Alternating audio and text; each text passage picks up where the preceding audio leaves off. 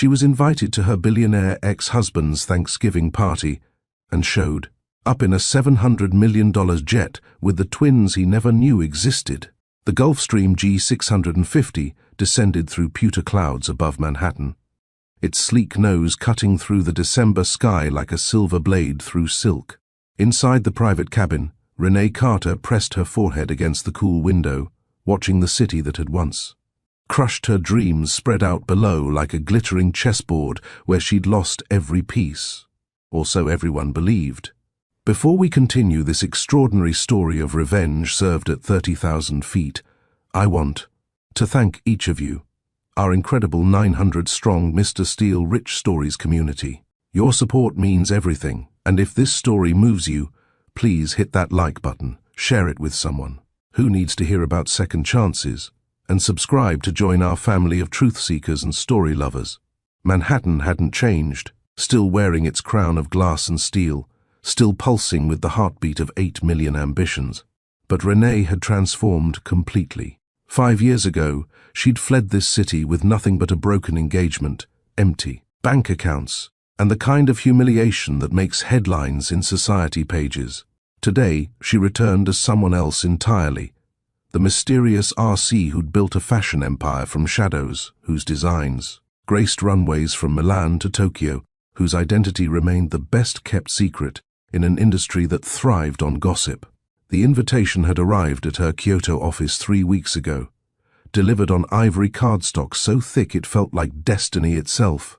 Damien Cross's annual Thanksgiving gala at Hudson Hall, the same man who'd been her fiancé, the same venue where their engagement party had been held, the same world she'd abandoned when he chose her best friend over her in the cruelest way possible. Some would call returning to such a scene masochistic. Others might whisper about unfinished business. But Renee understood something deeper. Sometimes you have to walk back through hell wearing better shoes to prove the flames never really touched you. And she had reasons for returning that no one, not even Damien with his Wall Street intuition, or Victoria with her predatory instincts, could have predicted. Her phone buzzed against the leather armrest. James, her business partner and the only person who knew her complete truth, had sent a simple message: the arrangements are confirmed. They're waiting at the St. Regis. The word carried weight that would soon shift the entire foundation of New York society, because Renee wasn't returning alone, and she wasn't returning as just the discarded woman who once served coffee to fashion photographers, hoping someone would notice her portfolio.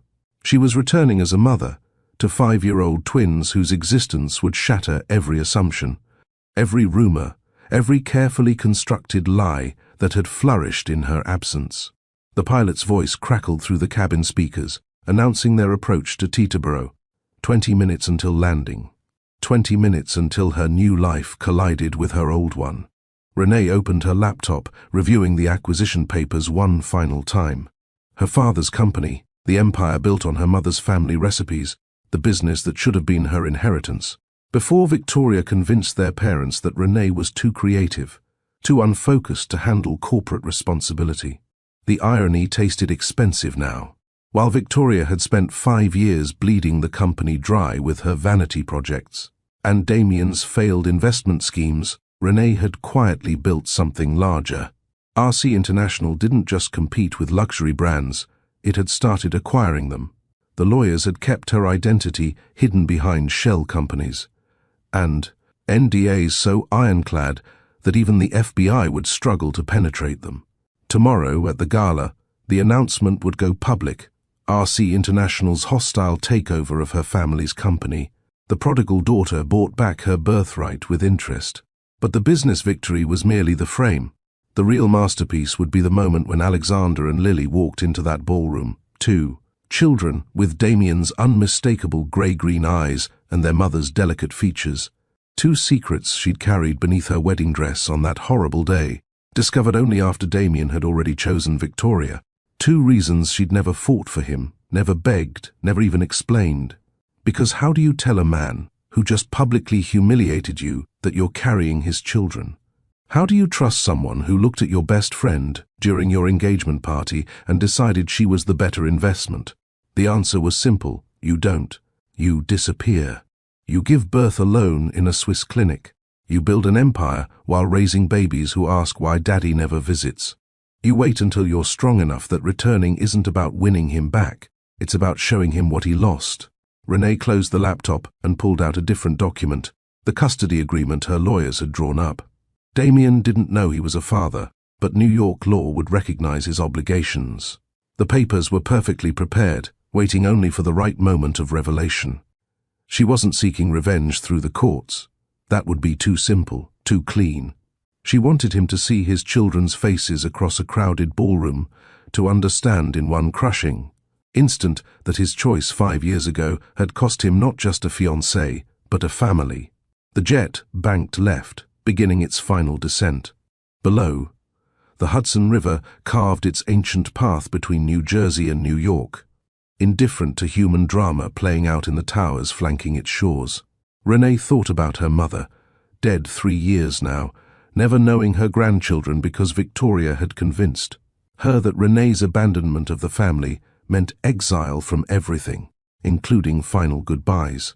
That grief had crystallized into something harder than diamonds, more valuable than any fashion empire. Her reflection in the window showed a woman she barely recognized. Gone was the eager-to-please girl who'd spent hours designing party favors by hand, who'd believed love meant compromise and family meant loyalty. The woman staring back wore Hermes-like armor and wielded silence like a weapon. Her hair, once long and soft, was cut in a severe bob that framed features sharpened by purpose rather than surgery. She'd learned languages, mastered industries, navigated parenthood alone, all while the New York society pages occasionally wondered whatever happened to poor Renee Carter. They'd have their answer tomorrow night. Every gossip columnist, every society matron, every former friend who'd chosen Victoria's version of events, they'd all understand that exile was just another word for metamorphosis. And Damien would learn that when you break someone at their engagement party, choosing their best friend in front of 200 witnesses, you better make sure they stay broken. Because if they rebuild themselves into something stronger, your reckoning arrives wearing couture and carrying documentation that transforms everything you thought you knew about your own life. The landing gear deployed with a mechanical whisper. Renee pulled out her compact, checking her appearance one final time. Perfect lipstick, perfect composure, perfect plan. The twins were at the St. Regis with their nanny, probably bouncing on hotel beds despite strict instructions for good behavior. Tomorrow, she'd dress them in matching custom pieces, a fortune spent. On children's clothes, they'd likely spill juice on within an hour. But image was everything in this return engagement. Every detail had been orchestrated for maximum impact, from the timing of the takeover announcement to the way she'd enter the ballroom precisely when Damien would be giving his annual toast. 5 years ago, she'd run from this city with her dignity in ruins and her heart hemorrhaging. Tomorrow, she'd walk back into its most exclusive venue with 2 beautiful secrets, and enough corporate ammunition to reshape her entire family's legacy.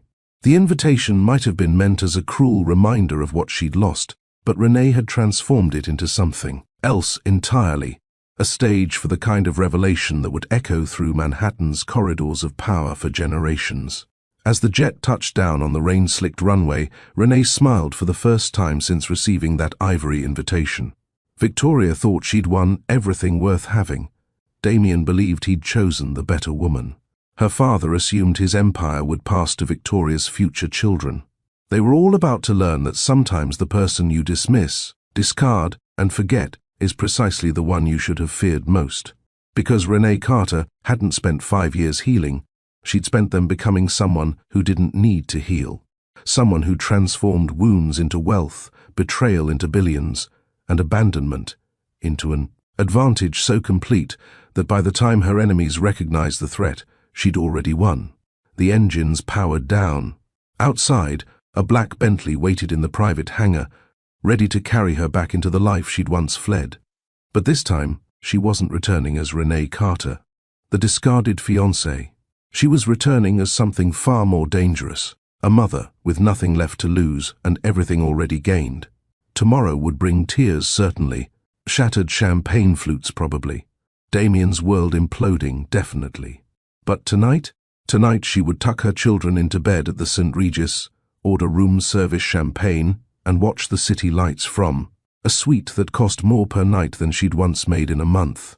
Tonight she would savor the anticipation of Damien's face when he realized that the greatest love of his life had been walking around his city in miniature, duplicate form, two perfect echoes of what could have been his future, raised by the woman he'd abandoned for a mirage. The Bentley door opened. Renee stepped onto American soil for the first time in 5 years. The city that broke her was about to learn what she'd built from the pieces. She settled into the leather seats, the door closing with the kind of solid thunk that only German engineering and excessive wealth could produce. The driver, a professional who'd been briefed to expect silence, pulled smoothly onto the private road that would take them from Teterboro into Manhattan proper. Renee allowed herself to close her eyes for just a moment, centering herself before the storm. The twins would be awake when she arrived. Elena never could get them to sleep. Before 8, no matter how many parenting books suggested earlier bedtimes, Alexander would want to hear about the flight, about the clouds, about whether she'd seen any other planes. Lily would want to be held, would curl into her mother's arms and ask if tomorrow was the day they'd meet the man from the pictures. Yes, baby. Tomorrow, you meet your father. The man who doesn't know you exist. The man who chose someone else and never looked back to see what he was leaving behind. The city rose around them as they crossed into Manhattan. First the industrial edges, then the residential neighborhoods. Finally the glittering commercial districts where wealth concentrated like gravity, pulling everything toward its center. This was Damien's world, the kingdom he'd built after walking away from her.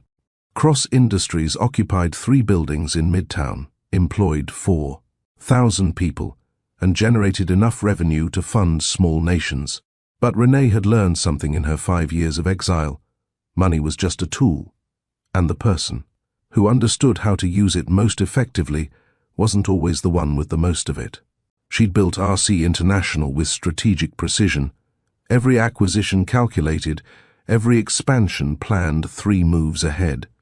While Damien had been buying buildings, she'd been buying the companies that designed them, that furnished them, that created the aesthetic that made them desirable in the first place.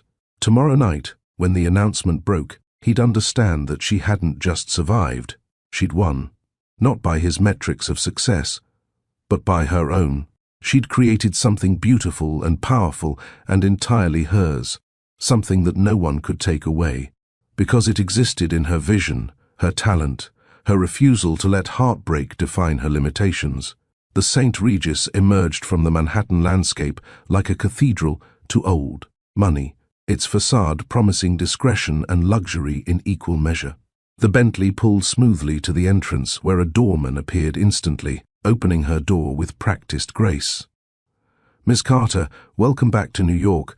She accepted the greeting with a nod, stepping onto the sidewalk where she'd once walked as a different person in a different life. The lobby embraced her with familiar grandeur. She'd stayed here before, years ago, when Damien had brought her to the city for the first time, when everything had seemed possible and love had felt like the only empire worth building. How naive she'd been. How beautifully, destructively naive. The elevator carried her to the suite where her real treasures waited. She could hear them before the door even opened. Alexander's excited voice explaining something with the intensity only 5-year-olds brought to subjects they found fascinating, Lily's occasional interjections adding details her brother had forgotten. Elena opened the door, her face creasing into the smile reserved for people she genuinely loved, rather than merely tolerated. They've been asking about you every 10 minutes. I tried to explain that planes take time, but patience isn't their strongest quality. They get that from their father, Renee said. Then stopped, surprised she'd said it out loud. Elena's expression shifted to something knowing and sad. Tomorrow, then. Tomorrow. The twins appeared in the doorway, pajamas already on despite it being barely 7 o'clock, clearly the result of Elena's strategic parenting.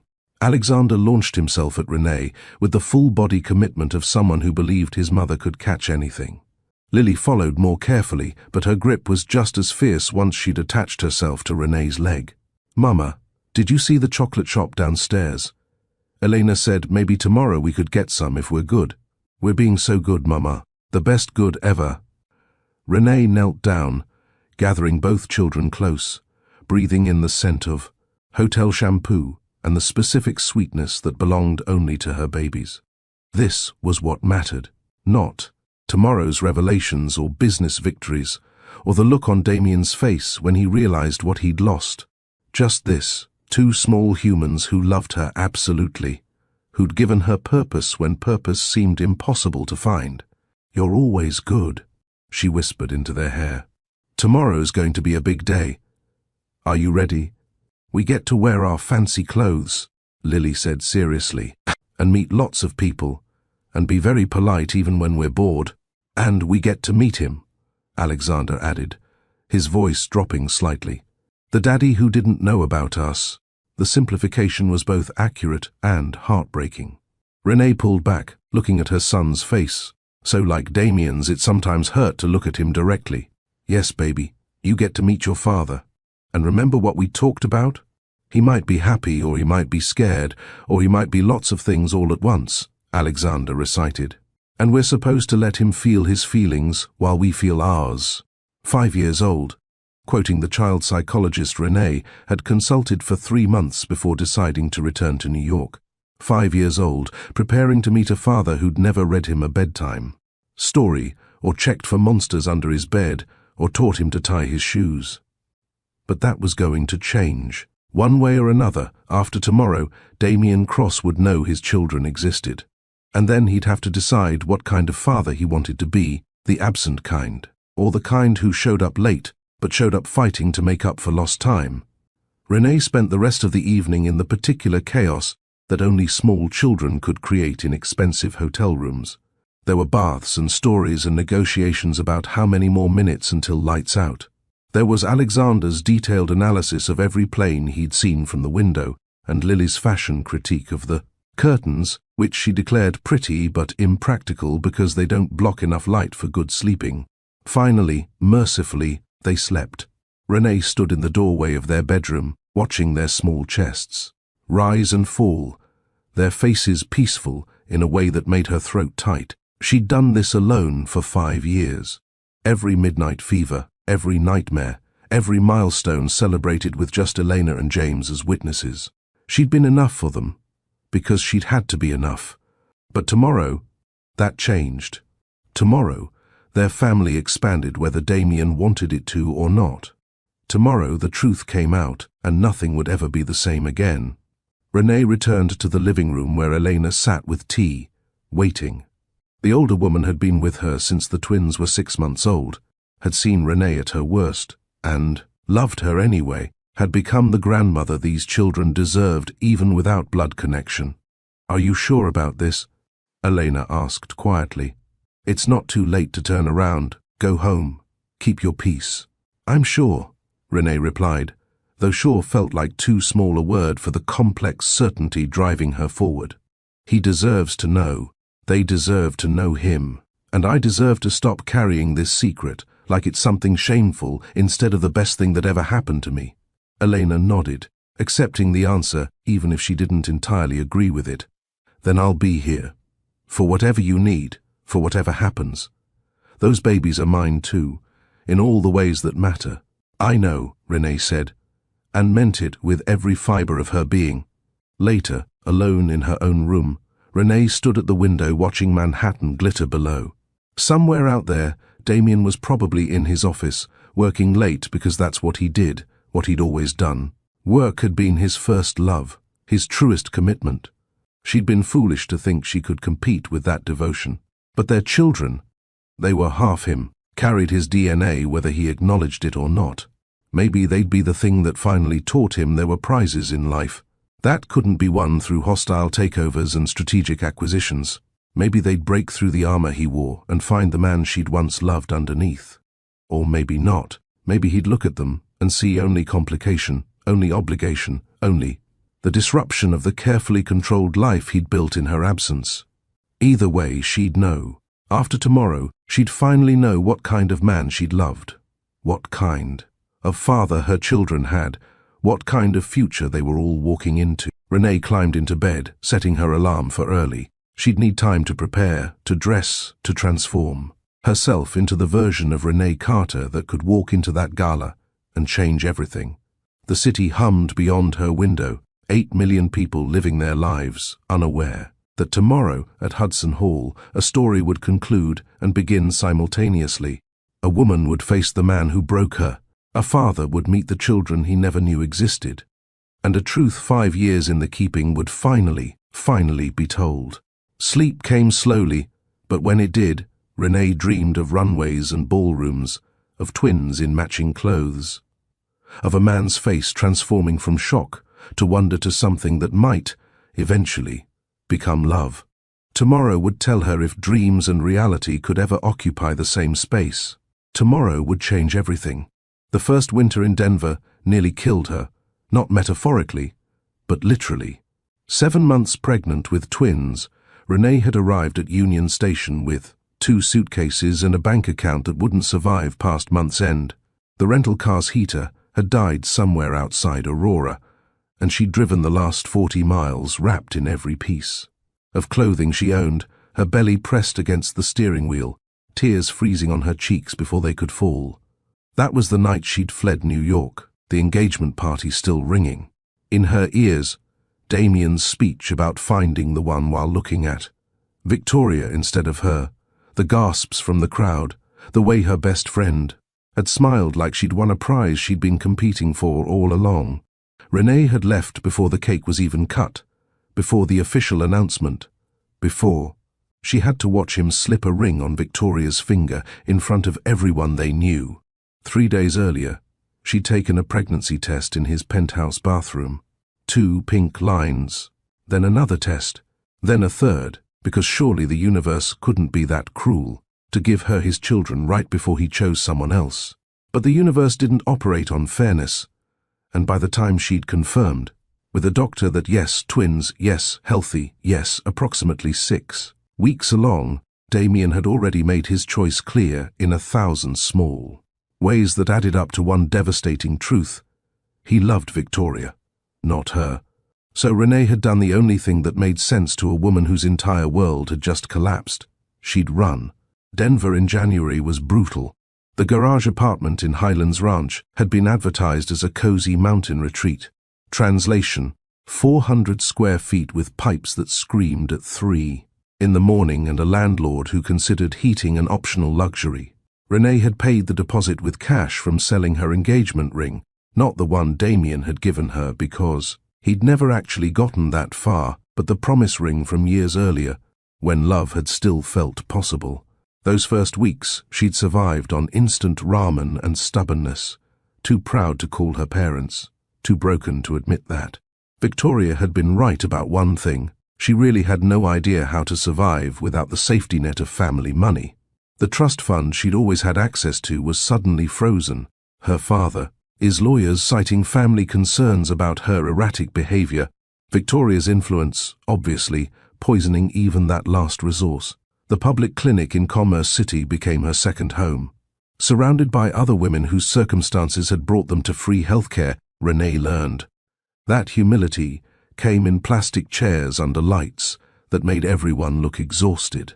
The nurse practitioner, a woman named Dolores with hands that had delivered half of North Denver, took one look at Renee, his designer bag, the last luxury item she hadn't sold, and said, "Honey, that purse isn't going to raise those babies. You got a plan?" A plan. Renee had fled New York with nothing resembling a plan. But sitting in that clinic, feeling 2 hearts beating beneath her own, she understood that plans were luxuries for people whose lives hadn't exploded. What she needed was simpler: survive today, then tomorrow, then string enough tomorrows together until it resembled a future.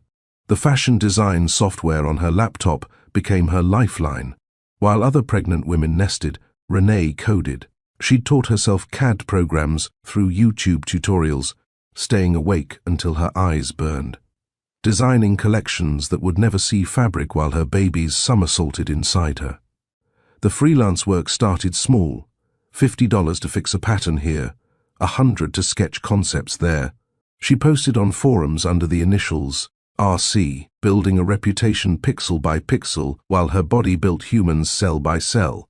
Labor came during a March blizzard that shut down I-25. Renee drove herself to the hospital, contractions hitting every 4 minutes. The Honda Civic she bought for $800 sliding across black ice while she screamed into the emptiness. 23 hours later, Alexander arrived first, silent until the doctor coaxed life into his lungs. Lily followed 12 minutes after, so small the NICU team was already waiting. The birth certificate sat blank for 3 days. Father's name, a line that seemed to mock her from the official paper. She could have written Damien Cross, could have started a legal battle from her hospital bed. Instead, she left it empty. Some truths were too expensive to tell, and she had no money left for expensive truths. The twins spent 3 weeks in NICU while Renee lived in the hospital family lounge, existing, on cafeteria coffee and whatever the nurses smuggled her from their break room.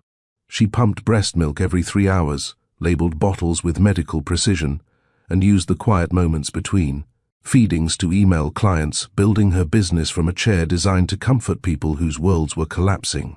When they finally came home, Alexander at 4 pounds 12 ounces, Lily barely 4 pounds, Renee discovered that single motherhood with premature twins was its own particular challenge that parenting books never adequately addressed. They ate every 2 hours, tag-teaming their hunger, so she never slept more than 45 minutes at a time. The garage apartment's thin walls meant every cry echoed to neighbors who left passive-aggressive notes about consideration for working people. She developed systems born of desperation. Design work happened during the 4 in the morning feeding when the twins dozed against her chest in their discount bouncy chairs. Client calls were scheduled during their one predictable nap, white noise machines creating a sound barrier she prayed would hold. She wore the same milk-stained shirt for 3 days straight, learned to type one-handed while bottle, feeding, and discovered that dry shampoo could extend hair washing to a once-weekly luxury. The breakthrough came 6 months later, through pure accident. A client had commissioned a gown design, then vanished without paying the invoice. Furious and exhausted, Renee posted the design on Instagram at 2 in the morning, tagged every fashion influencer she could think of, and passed. Out with both babies in her bed, a co-sleeping arrangement every pediatrician warned against, but which remained the only way anyone slept at all. She woke to 47,000 likes and an inbox full of purchase inquiries. The design, a deconstructed gown that looked like heartbreak dressed in silk, had gone viral overnight. Someone had tagged it the dress every woman wants to wear to show her ex what he lost, and the internet had embraced it. By noon, she had orders worth $300,000 and absolutely no way to fill them. That's when she met David Park, a textile manufacturer from Los Angeles, who'd been among the first to message. He flew to Denver, took one look at her situation, babies crying, laptop balanced on a milk crate, fabric samples, spread across a floor that hadn't been vacuumed in weeks, and made an offer that changed everything. "I'll handle production and fulfillment," he said, stepping over a pile of laundry to reach the only chair that wasn't broken. "You design. We split profits 60-40, your favor. But I want exclusive manufacturing rights to the RC brand for 3 years." She negotiated while breastfeeding. Alexander latched on one side while she reviewed contracts with her free hand. David, father to 4 kids himself, didn't even blink. The deal they struck that afternoon would eventually make them both wealthy beyond measure, but that day it simply meant Renee could afford formula to supplement feeding and maybe, finally, hire help.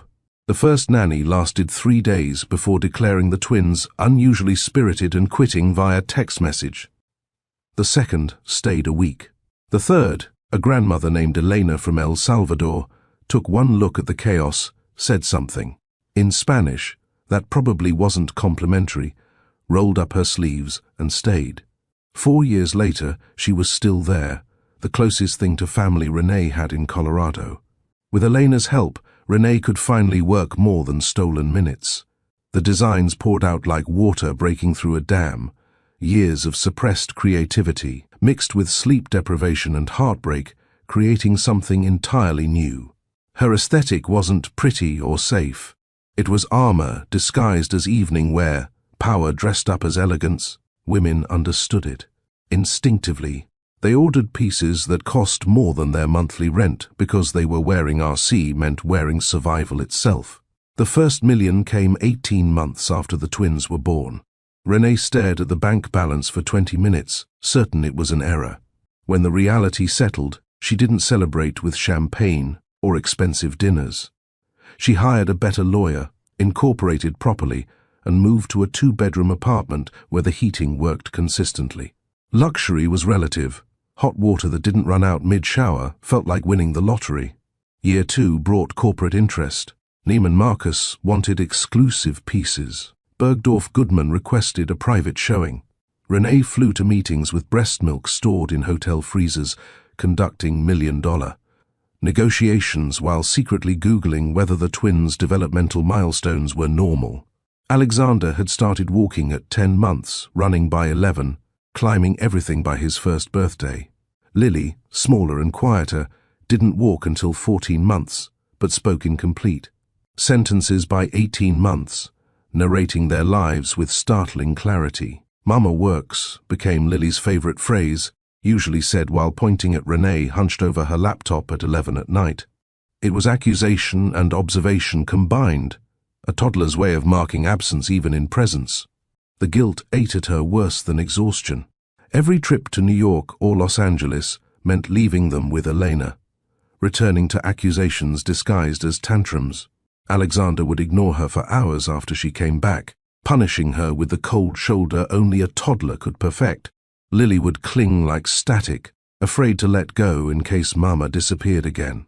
But the business grew regardless, feeding on her desperation to provide everything Damien's absence had stolen. Private preschool tuition that cost more than her former annual salary. Health insurance that covered everything without questions. A college fund that would let them choose any university without checking price tags. She was building them a fortress made of money, each dollar a brick between them and the vulnerability she'd experienced. Year 3 brought the kind of success that required infrastructure. RC International incorporated in Delaware for tax purposes, with offices in Denver, Los Angeles, and eventually Milan.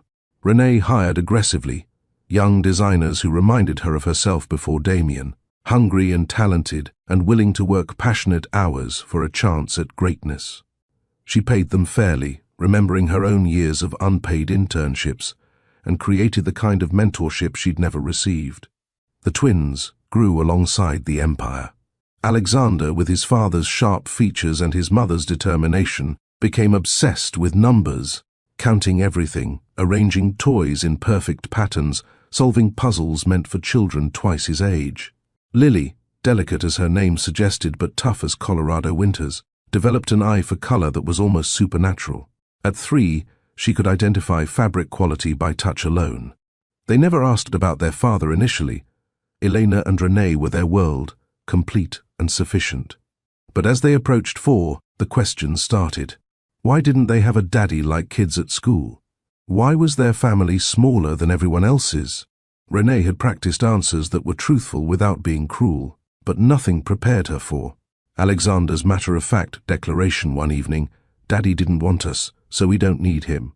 She'd cried that night after they were asleep, grieving for the simplicity they'd lost before they'd ever had it. But by morning, she'd transformed that grief into determination. They were right. They didn't need Damien. They had each other. They had Elena. They had a life built on their mother's refusal to let heartbreak be their inheritance. Year 4 brought acquisition offers.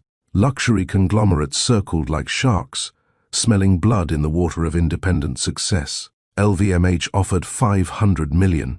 Kering countered with $750 million plus a board seat. Renee refused them all, building instead through strategic purchases of struggling brands she could revive.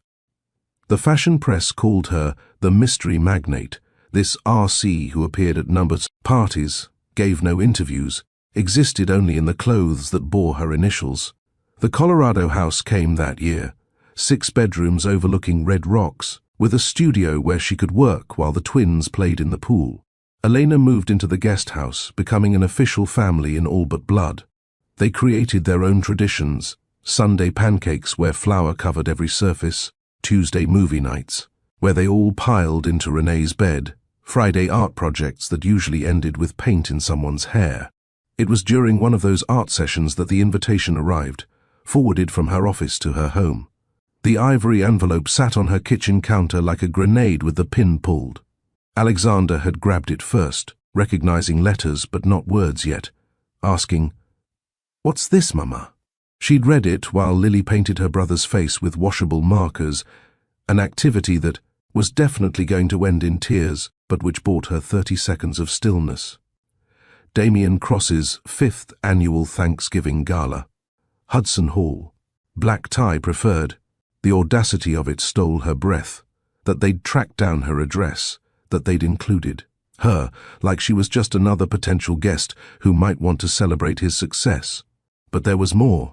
A handwritten note on heavy cardstock, Damien's distinctive handwriting, that she'd once loved seeing on birthday cards and random love notes.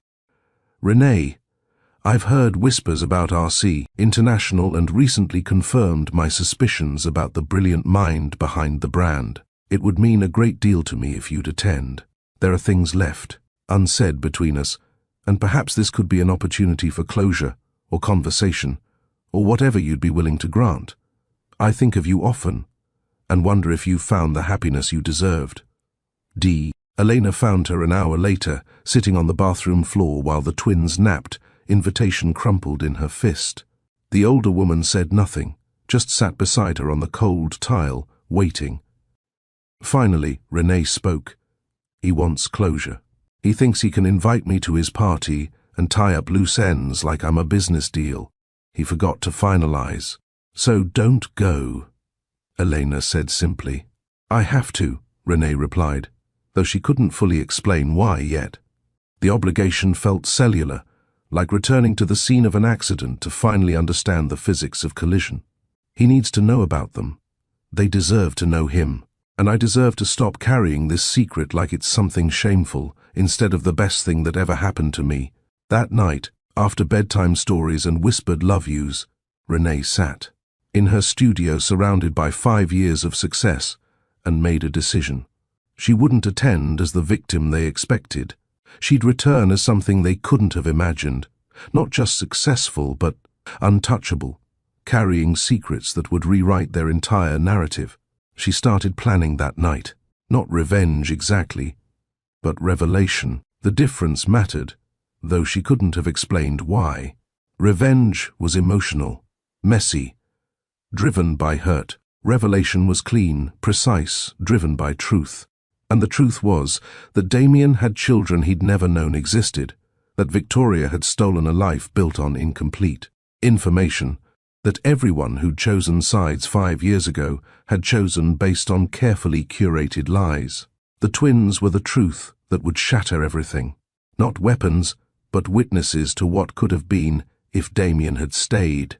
If he'd loved her enough to ignore whatever poison Victoria had whispered, if he'd been the man she'd thought she was marrying instead of the coward who chose easier love over real love. But more than that, the twins were proof that the best things in her life had come from the worst day she'd survived. Every success, every achievement, every moment of joy with her children, all of it grew from soil poisoned by betrayal. Damien and Victoria thought they'd destroyed her. Instead, they'd freed her to become someone magnificent. Over the following weeks, Renee prepared with military precision. She had the twins meet with a child psychologist who specialized in complex family situations, ensuring they understood as much as 5-year-olds could understand about meeting a father who didn't know they existed. She had her lawyers draft custody agreements that protected her children while allowing Damien access if he wanted it. She coordinated with David about the timing of the acquisition announcement. Her family's company would officially become hers the morning of the gala, the news breaking just hours before she walked into that ballroom. She also did something she hadn't done in 5 years. She looked at photos of Damien. Not the professional headshots that appeared in business journals, but the personal ones she'd kept, hidden in a folder on her laptop labeled old tax documents where she'd never accidentally stumble across them. There he was at the cabin they'd rented in Vermont, laughing at something she'd said, snowflakes caught in his hair. There they were at her first gallery showing, his arm around her waist, pride evident in every line of his body. There he was asleep on her couch, vulnerable and young and entirely hers, except he'd never really been hers, had he? Victoria had been there all along, waiting in the wings, playing the long game while Renee had foolishly believed that love was enough. And when the opportunity had presented itself, when Damien had needed someone to understand his business pressures, his family expectations, his fear of commitment, Victoria had positioned herself as the solution while subtly painting Renee as the problem. It worked beautifully. By the time of the engagement party, Damien had already made his choice. The public declaration had just been formality, the final humiliation in a relationship. That had been dying for months, while Renee had been too in love to notice the symptoms. But looking at her children now, Alexander with his father's laugh, Lily with his stubborn determination, Renee couldn't regret any of it. Yes, the heartbreak had nearly destroyed her. Yes, the years of struggle had been harder than anything she'd imagined surviving. But these two perfect humans existed because of that pain, and she wouldn't trade them for any alternate history where Damien had chosen her and they'd built a different life together. The night before leaving for New York, Renee stood in her studio looking at the dress she'd designed for the gala. White, like the one from the viral post that had launched her career. But elevated, silk that cost more per yard than most people spent, on entire outfits, beading that had taken 3 artisans 4 weeks to complete, a silhouette that suggested both strength and grace. She would wear this dress into Damien's world and show him exactly what he'd lost. Not just a talented designer or a loving partner, but the mother of his children, the woman, who'd survived his abandonment and built something beautiful from the ruins he'd created. Tomorrow, she'd board that plane. Tomorrow, she'll return to New York. Tomorrow, she'd change everything. But tonight, she was just Mama, reading bedtime stories about brave princesses who saved themselves, tucking in 2 children who believed she could do anything because she'd never given them reason to doubt it. "Mama," Lily whispered in the darkness, "what if he doesn't like us? Then he's missing out on knowing the 2 most amazing humans I've ever met," Renee whispered back. "And that's his loss, not yours." "But what if he does like us?" Alexander asked from his bed across the room. "Then we'll figure out what that means, together, as a family. Because that's what we do. We figure things out together." Satisfied, they settled into sleep, trusting her completely, breaking her heart and healing it simultaneously with their absolute faith that Mama would handle whatever came next. And she would. She'd handled everything else, hadn't she? Tomorrow would just be one more thing to survive, to master, to transform into something that served her purpose rather than someone else's narrative. The city that broke her was about to learn an important lesson. Women who rebuild themselves from nothing don't break the same way twice.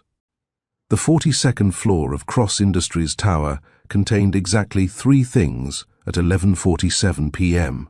Damien Cross, a glass of 30-year-old Macallan, and the kind of silence that cost $20 million per floor to achieve.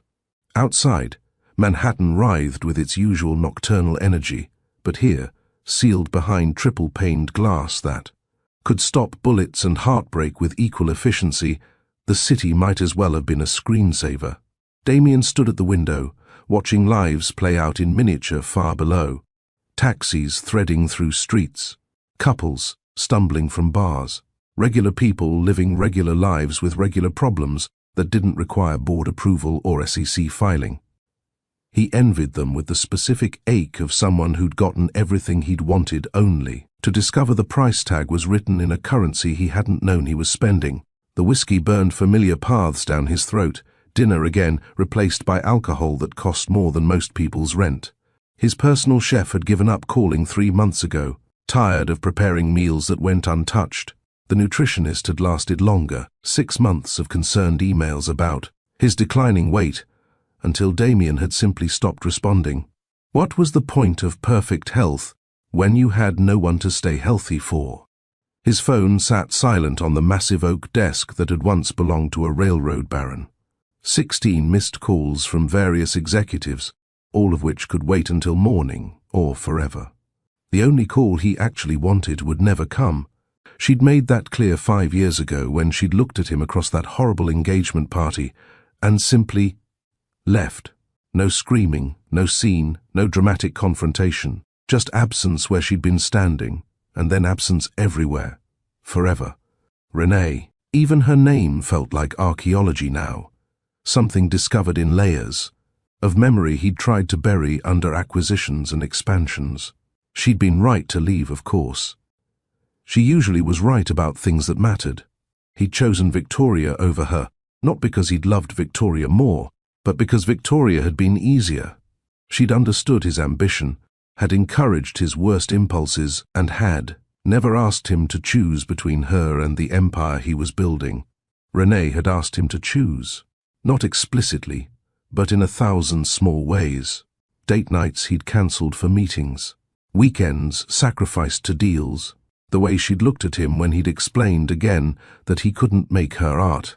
Gallery opening because Tokyo was 12 hours ahead and the merger couldn't wait. She'd never said, "Choose me," but the request had been implicit in every disappointed smile, every understanding nod, every time she'd said it's okay when they both knew it wasn't. So he'd chosen the path of least resistance. Victoria, who wanted the prestige of being with him more than she wanted him, who'd never ask him to be present because she was too busy building her own ambitions on the foundation of his success. It had seemed logical at the time, efficient even. Two people who could coexist, in parallel rather than the messy intersection that real love required. Except it had been a disaster. Slowly, then catastrophically. The engagement had lasted 8 months before the cracks became canyons. Victoria's spending had spiraled from excessive to pathological. Her jealousy, which he'd initially found flattering, had revealed itself as something darker, the need to destroy anything that threatened her position. She'd poisoned his relationships with friends, with family, with anyone who'd known him before and might remind him of who he'd been. The final straw came when he discovered she'd been systematically sabotaging the family company she'd inherited through her best friend's absence, Renee's family business, the one Victoria had somehow gained control of after Renee had fled. She'd been bleeding it dry deliberately, transferring assets to shell companies, running it into the ground not for profit but for spite. Because even with Damien, even with everything she'd wanted, Victoria couldn't stand that Renee had built something without her. He'd ended the engagement 2 years ago. Quietly, with NDAs and financial settlements that had cost him 8 figures to avoid public scandal. Victoria had taken the money and disappeared to Europe, occasionally surfacing in society pages with various wealthy men who all looked vaguely similar, ambitious, distracted, emotionally unavailable.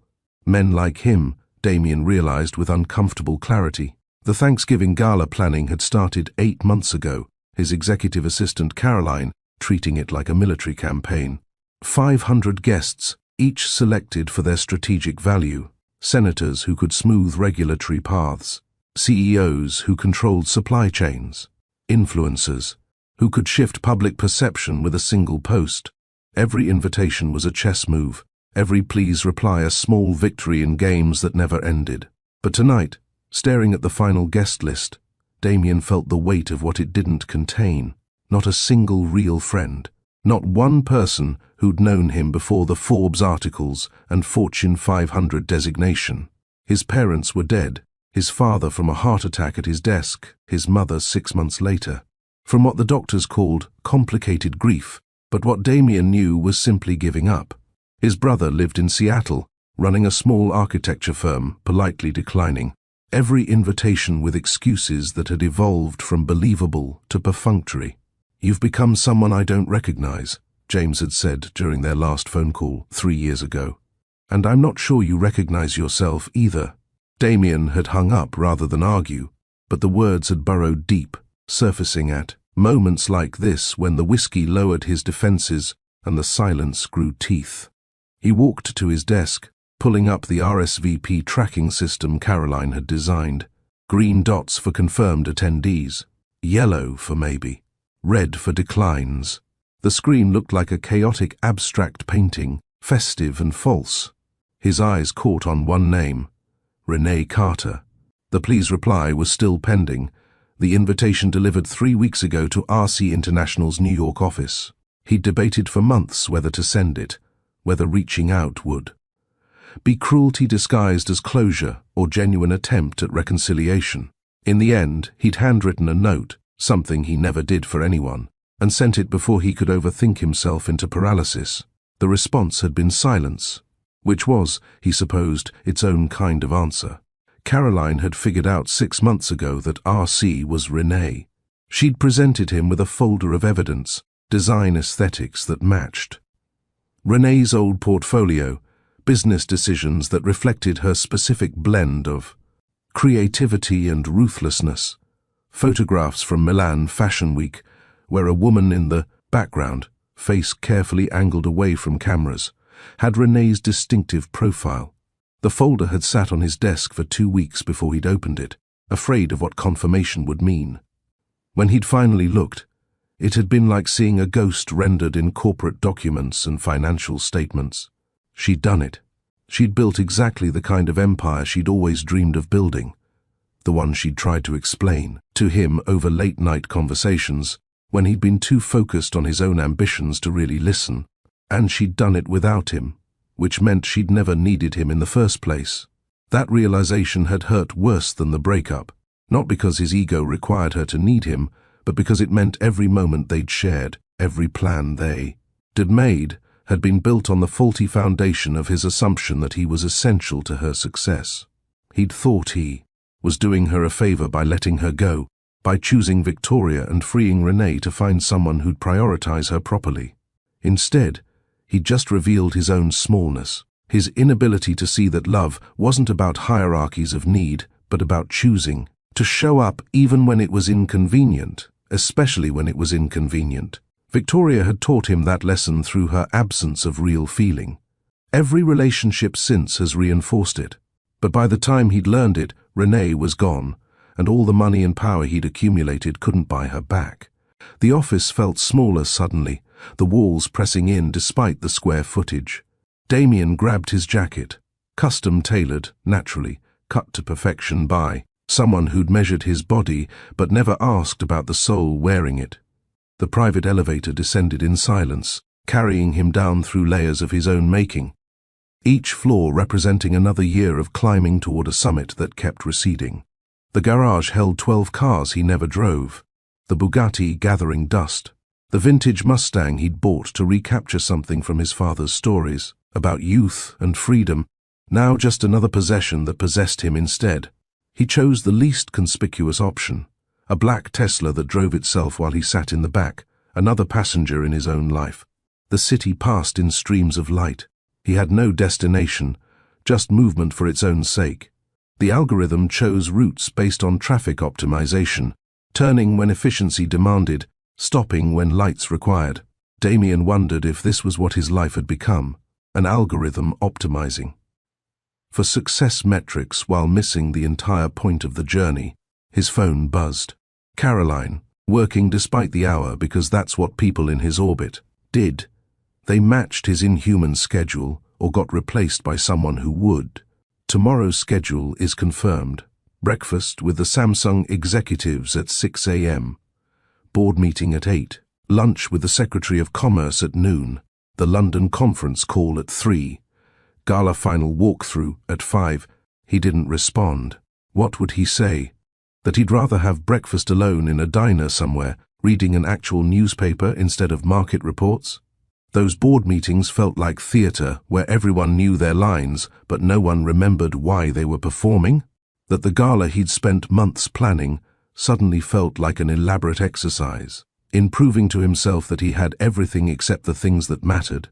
The car pulled up outside a small bar in the East Village, the algorithm, apparently deciding his aimless journey needed a destination. Damien hadn't been here in 15 years, not since business school when he and his study group would celebrate surviving another week of cases and cold calls. The neon sign still flickered, the same struggling bulb creating the same erratic pattern. Inside, nothing had changed.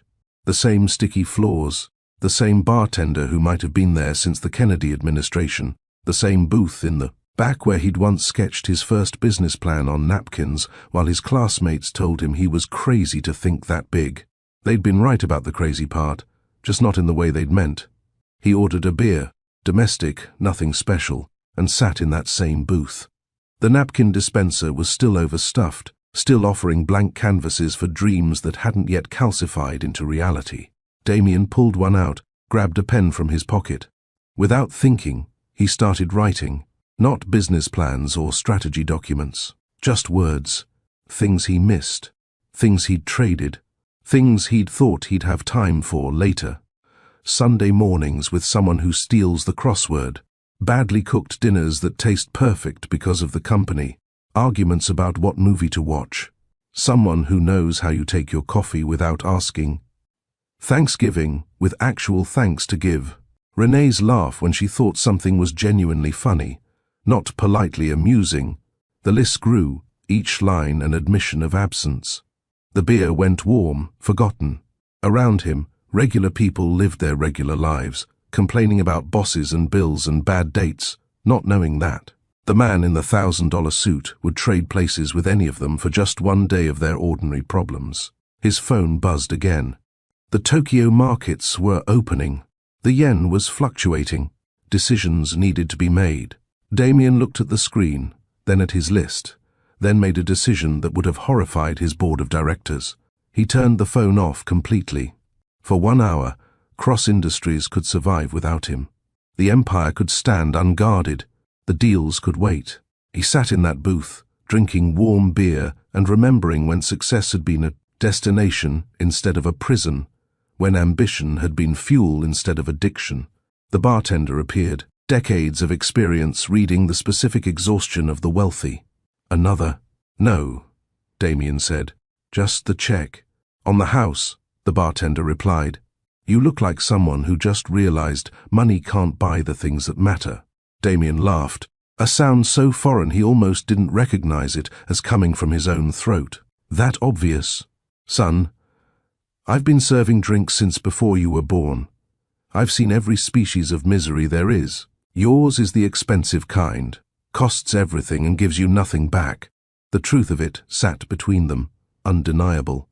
Damien left $100 bill anyway, not as payment, but as acknowledgement. The bartender pocketed it without comment, understanding the language of generous tips as apology for existences that demanded witnesses. Outside, the Tesla waited, patient as a hearse. The ride back to his penthouse took 12 minutes, each one counted. By the clock on the dashboard, marking time he'd never get back. The doorman nodded. The elevator rose. The penthouse door opened to darkness that knew him intimately. Damien didn't turn on the lights. He walked to his home office, smaller than the corporate one but no less empty, and sat in the darkness, thinking about the gala, about Renee, about the invitation she hadn't answered. Maybe she wouldn't come. Maybe she'd moved on so completely that his attempt at reconnection was just another sign of his inability to let go of things that were never his to keep. Maybe the best thing he could do was leave her alone, let her continue building her empire without the complication of his regret contaminating her success. But part of him, the part that still remembered who he'd been before ambition had consumed everything else, hoped she'd come. Hoped she'd walk into Hudson Hall and give him the chance to say the things he should have said 5 years ago. That she'd been right, that he'd been a coward, that choosing the easier path had cost him the only relationship that had ever made him want to be better than he was. The city below continued its relentless motion, lives intersecting and diverging, stories beginning and ending, while he watched from his tower of glass and ambition. In 2 days, 500 people would gather in his name, toasting his success, celebrating his achievements, pretending they knew him when really they only knew his net worth. But maybe, just maybe, one person would see through the performance to the man desperately hoping someone could. Teach him how to transform success back into satisfaction, how to turn gold back into dreams worth having. He'd know in 2 days. Either Renee would come, and he'd have his chance at redemption, or she wouldn't, and he'd have his answer about whether some bridges, once burned, could ever be rebuilt. Either way, the gala would happen. The toasts would be made. The business would continue. The empire would stand. And Damien Cross would remain exactly what he'd built himself into, the richest, loneliest man in New York, surrounded by everything except the one thing he actually wanted. November 28th arrived wearing storm clouds that matched the mood of every reporter stationed at Teterboro Airport since dawn. The annual Cross Industries Thanksgiving Gala had become the kind of event where arrivals mattered almost as much as attendance, who flew in with whom, which designers dressed which moguls, whose absence spoke louder than presence. But no one was prepared for what descended through those pewter clouds at 3:47 p.m. The aircraft didn't just land, it announced itself. The Gulfstream G700, not yet commercially available, one of only 3 prototypes in existence, touched down with the kind of precision that made seasoned pilots weep.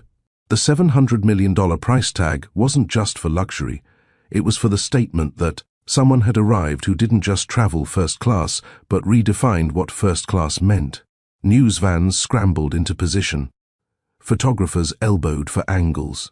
The Bloomberg reporter started live streaming before the engines even cooled. Her voice pitched with the specific excitement of witnessing something unprecedented.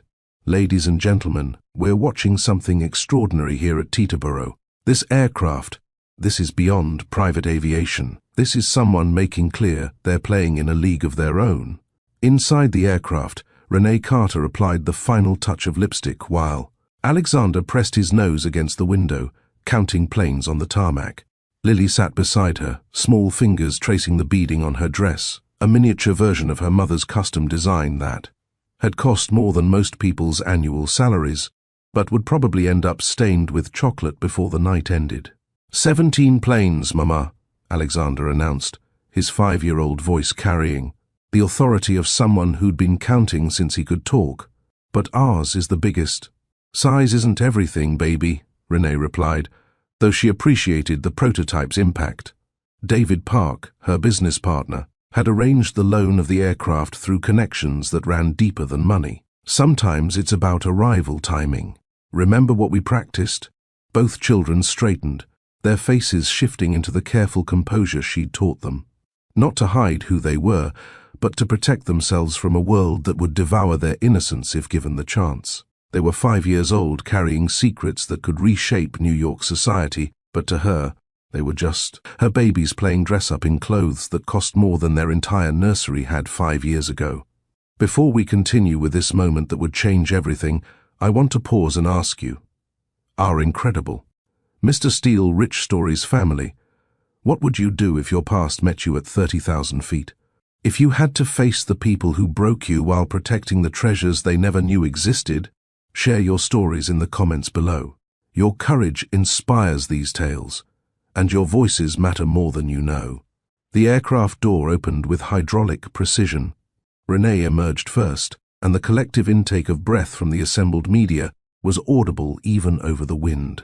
She wore white, not bridal white, but the white of absolution, of someone who'd already survived their judgment day. The coat alone, a custom piece from her own collection, would launch 1,000 imitations within the week. But it was her composure that stunned them most, the way she descended those steps like she was granting an audience rather than making an entrance. Then came the children. Alexander first, his hair styled back revealing features that would make gossip columnists scramble through archives, trying to place those distinctive grey-green eyes. Lily followed, delicate as spun glass but with a smile that suggested she knew exactly what kind of disruption she represented. They flanked their mother with practiced precision, tiny hands gripping hers with trust that made several hardened photographers lower their cameras, recognizing something sacred in the moment. Who is she? The whispers started immediately, rippling through the crowd like electricity through water. The aircraft registration traced back to shell companies within shell companies. The children's existence had never been documented in any society pages. This was someone who'd hidden in plain sight, or perhaps hidden so well that sight had never been plain at all. Renee walked past the cameras without acknowledging them, though she knew every angle. They were capturing every shot that would appear on tomorrow's front pages. Alexander stayed close to her right side, his eyes taking in everything with the intensity of someone cataloguing threats and exits. Lily waved once, a tiny gesture that would become infamous, the wave of a child who didn't yet understand she was waving goodbye to anonymity. The Bentley waited exactly where specified, the driver someone she'd hired personally rather than trusting to chance. Trust was a luxury she couldn't afford, not when her children were involved. As they settled into the leather seats, Lily asked the question that had been building since they'd left Denver. "Mama, will he be there? The man from the pictures?" Renee had shown them photos 6 months ago, age-appropriate explanations about why some families looked different than others. Damien's face in those images, younger, unmarked by whatever these 5 years, had carved into him, had meant nothing to them beyond mild curiosity. But tonight, that face would be real, would be in the same room, would perhaps finally understand what his choice had cost and created simultaneously. "Yes, baby, he'll be there. Will he want to know us?" Alexander's question carried no hope, just pragmatic assessment from a child who'd learned early that wanting and having occupied different universes. "I don't know," Renee answered honestly. She'd never lied to them about difficult truths, just filtered them through language they could digest. But that's his choice to make, not ours. We're complete with or without him. The drive from Teterboro to Hudson Hall took 40 minutes through pre-holiday, traffic that moved like molasses, despite the police escorts that mysteriously appeared. Another arrangement she hadn't made but suspected came from David's network of people who smoothed paths for those who could afford smooth paths. The children watched Manhattan pass outside their windows, this city that lived in their mother's stories but had never been their reality. Hudson Hall rose from the landscape like something from another era when wealthy men built monuments to their success that would outlast their names. Damien Cross had restored it to its Gilded Age glory, every detail authentic to the period, except for the hidden technology that made it functional for modern events. The parking area already contained a fortune in vehicles. Lamborghinis parked next to Rolls-Royces, Teslas beside classic Ferraris, each one a declaration of its owner's particular flavor of success. But the prototype Gulfstream had already done its work. Every phone inside that hall was buzzing with images, speculation, theories about who had arrived with such spectacular intention. The children's faces had been captured, but not yet identified, though several. People were noting the boy's unusual eyes, the girl's distinctive grace. Pieces of a puzzle that would soon create a picture no one was prepared for. Renee helped her children from the car, adjusting Alexander's bow tie, smoothing Lily's hair. They looked like catalogue perfection, but she saw the truth, Alexander's nervous habit of tapping his thumb against his fingers, Lily's slight tremble that meant she was overwhelmed but trying to be brave. They were 5 years old, about to walk into a room full of their father's world, and she wondered if she was protecting them or using them. The entrance to Hudson Hall was designed to impress.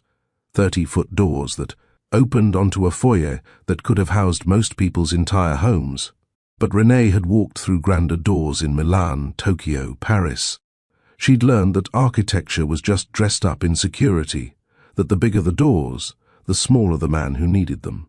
Caroline, Damien Cross's assistant, waited just inside, her professional smile faltering slightly at the sight of the children.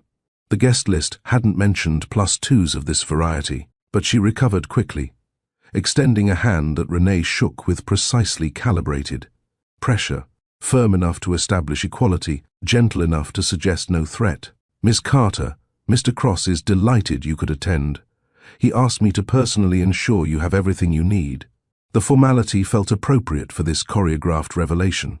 Renee had built her response carefully, polite, professional, giving nothing away yet. "These are my children," Renee said simply, not offering their names yet. That would come later, when the moment was calibrated for maximum impact. "I trust that won't be a problem?" "Of course not," Caroline replied, though her eyes were already calculating. trying to solve the equation of a fashion mogul mysterious enough to intrigue. Damien Cross arriving with children who looked like they'd stepped out of a luxury advertisement, but whose parentage remained unclear. They were led through corridors lined with actual Rembrandts and Monets, past security so subtle it was almost invisible, toward the main ballroom, where 500 of New York's most powerful were, already 3 drinks deep into conversations that shaped economies. The children walked between them, Alexander's hand in Renee's right, Lily's in her left, a small battalion preparing for battle. The doors to the ballroom were closed, the sound of symphony music and cultured laughter seeping through like promises of the world inside. Renee paused, kneeling down to her children's level, making sure they understood what was about to happen. Remember what we talked about. This is Mama's work, but you're my most important job. If you get scared or tired or just want to leave, you tell me immediately. Nothing in that room matters more than you two feeling safe. They nodded solemnly, and she saw Damien in Alexander's determined jaw, in Lily's lifted chin. Genetics were cruel that way, marking children with the faces of people who'd never read them bedtime stories or checked for monsters under beds. Caroline opened the doors, and the ballroom revealed itself in layers. First the space, overwhelming in its grandeur, crystal chandeliers casting light. That made everyone look like they were filmed through the most expensive filters. Then the people, faces Renee recognized from business journals and society pages, from the life she'd once desperately wanted to join. And finally, at the far end of the room, standing alone near the bar with a glass of champagne he wasn't drinking, was Damien Cross. 5 years had changed him. The boyish energy that had once made her overlook his workaholism had hardened into something more austere. Success suited him the way expensive suits suited mannequins, perfect from a distance, empty up close. He hadn't seen her yet. The room was too full, the entrance too subtle. But that would change. Victoria was nowhere visible, a detail that surprised Renee. She'd expected them to be together, expected to have to face both betrayals simultaneously. The absence felt like a missing piece in a puzzle she'd spent 5 years assembling. Renee would circle the room first, let the children be noticed, let whispers build into waves. And then, when Damien was approached by enough people asking about the mysterious woman in white, with 2 angelic children, when curiosity had built to critical mass, she would approach. Not for confrontation, not for the kind of scene that would feed gossip columns for months, but for truth, delivered as gently as a blade between ribs, letting him understand that every choice created consequences that compounded. Like interest, that walking away from her at that engagement party had meant walking away from futures he'd never known existed. Alexander tugged her hand, pulling her from her strategic planning back to the immediate present. "Mama, there's a chocolate fountain." The words, so perfectly 5-year-old in the midst of all this orchestrated drama, made her laugh. Real laughter, not the practiced society version she'd perfected, but the kind that came from recognizing that no matter how much she planned, children would always find the chocolate fountain first. "We'll get some later, baby. First, let's go meet some people who are going to be very surprised to meet you." They entered the ballroom properly then, and heads began to turn. The white dress was recognized first. Several fashion editors immediately identified it as an RC original, wondering how this woman had accessed a piece from a designer who never sold to individuals.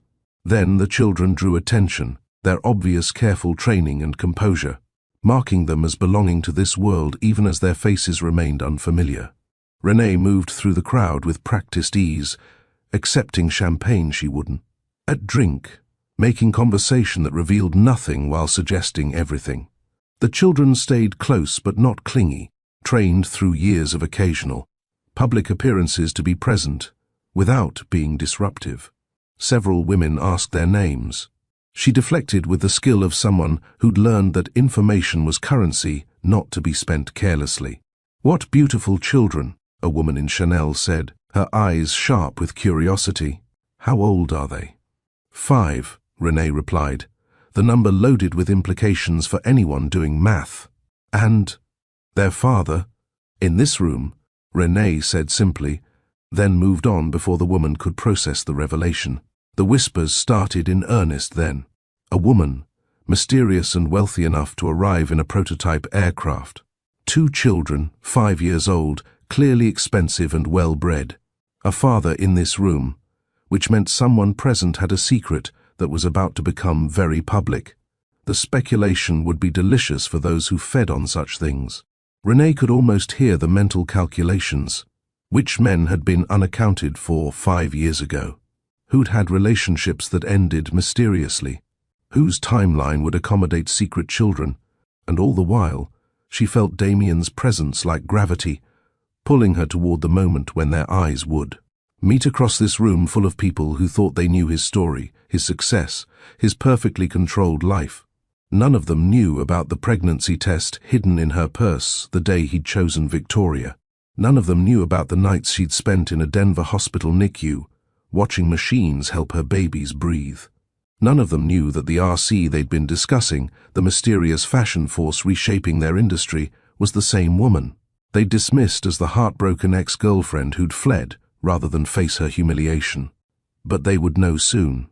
Truth had a way of emerging at parties like this, where alcohol loosened tongues and proximity made secrets impossible to keep.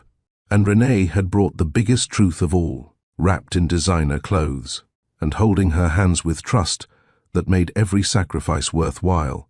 She was positioning herself near the chocolate fountain, because Lily's patience had limits, and those limits had been reached when she felt the shift in the room that meant someone important had noticed something significant. She turned slightly, and there he was. Damien Cross, frozen mid-conversation with a senator, his champagne glass suspended in air, staring at her like he was seeing a ghost rendered in flesh and silk, an impossible reality. The senator kept talking, oblivious, but Damien wasn't listening anymore. His entire focus had narrowed to Renee, to the recognition that she'd actually come, that she was actually here, that the invitation he'd sent half hoping and half dreading had been accepted. Their eyes met across 30 feet of ballroom, across 5 years of silence, across the chasm of everything that had been broken and never repaired. For a moment, the room seemed to hold its breath, everyone sensing drama without yet understanding its source.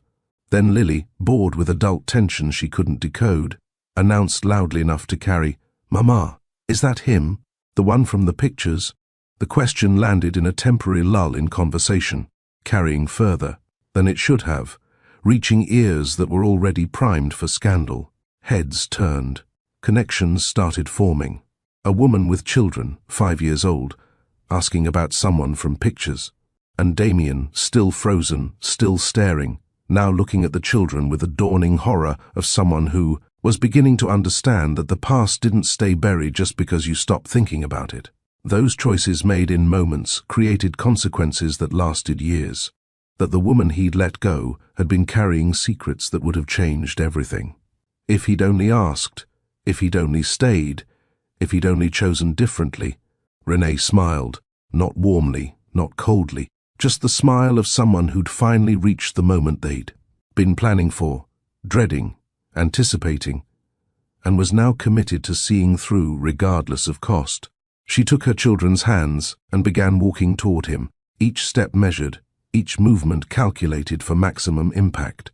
The crowd parted instinctively, sensing they were witnessing something that would be discussed for years, that would reshape their understanding of Damien Cross and the empire he'd built on the foundation of choices that were about to be re-examined. Alexander and Lily walked beside her, perfect and innocent and devastating in their existence. The truth incarnate, about to shatter a man's carefully constructed world. And Renee, the woman who'd been broken and rebuilt herself into something stronger, was about to deliver the revelation that would change everything. The collision happened near the orchestra, between the second movement of Vivaldi and a waiter's dropped tray that created just enough distraction for fate to operate unnoticed. Renee had been moving toward Damien with deliberate slowness, children in tow, when the distance between them finally collapsed to nothing. Damien Cross stood 3 feet away, holding champagne he'd forgotten to drink, his expression cycling through confusion, recognition, and something that looked dangerously close to hope.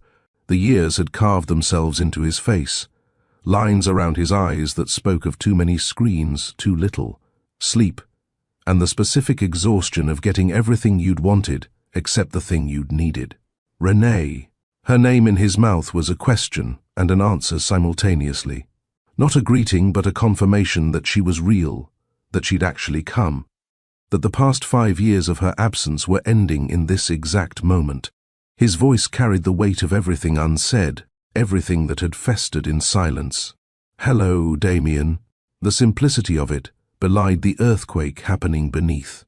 Alexander and Lily stood perfectly still, sensing adult drama with the radar children developed when raised by observant single parents. The orchestra continued playing, waiters continued serving, conversations continued, flowing, but for approximately 10 seconds, the universe contracted to just this: two people who'd known each other before armor became necessary, meeting again after they'd both been forged into weapons.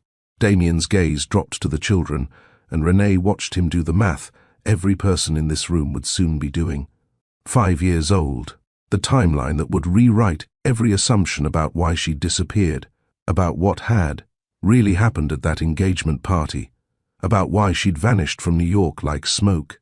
His face went through several transformations in rapid succession. Confusion about why she'd brought children to his gala then, careful observation of their features, then the slow, creeping realization that was almost physically painful to witness.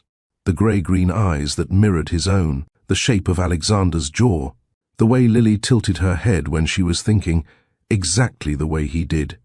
"These are my children," Renee said, her voice steady though her pulse hammered traitorously. Alexander and Lily. The words hung between them, simple and devastating. Damien's champagne glass began to shake slightly, the liquid trembling, in concentric circles that betrayed what his face was trying to hide. He set it down on a passing waiter's tray with deliberate care, the kind of careful movement people made when they were afraid they might shatter if they moved too quickly. "Children," he repeated, the word testing itself in his mouth. His eyes kept moving between Renee and the twins, searching for confirmation or denial, for anything that would make this make sense. Alexander, ever protective of his mother, stepped slightly forward. "Are you Damien Cross? Mama said we'd meet you here."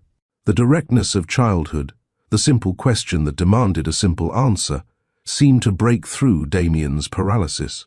He knelt without hesitation, bringing himself to their eye level with instinct that suggested he understood, on some fundamental level, that this moment required him to be smaller, more accessible, less intimidating. "Yes," he said, his voice rougher than usual. "I'm Damien. It's an honor to meet you both." "You have sad eyes," Lily announced, because 5-year-olds hadn't learned that truth was supposed to be dressed up or hidden. Like Mama's when she thinks we're sleeping but we're not really. The observation landed like a physical blow. Damien's composure cracked visibly, his face contorting with something between grief and wonder. He looked up at Renee, the question written plainly across his features, even if he couldn't quite voice it yet. "How old are you?" He asked the children, though Renee knew he was really asking her, really, demanding confirmation of what he was beginning to understand. 5, Alexander answered promptly. "We had our birthday in March. Mama made us a cake that looked like a castle, and it was chocolate inside, even though the outside was decorated like stone. It was the best cake ever." March. 5 years ago. 6 weeks after the engagement party where Damien had chosen Victoria and Renee had fled. The timeline writing itself in real time across Damien's face as he processed, calculated, understood. He stood slowly, his attention returning to Renee with an intensity that made her remember why she'd been careful to avoid him all those years ago. Damien Cross had always seen too much, understood too quickly, and reached conclusions that others missed.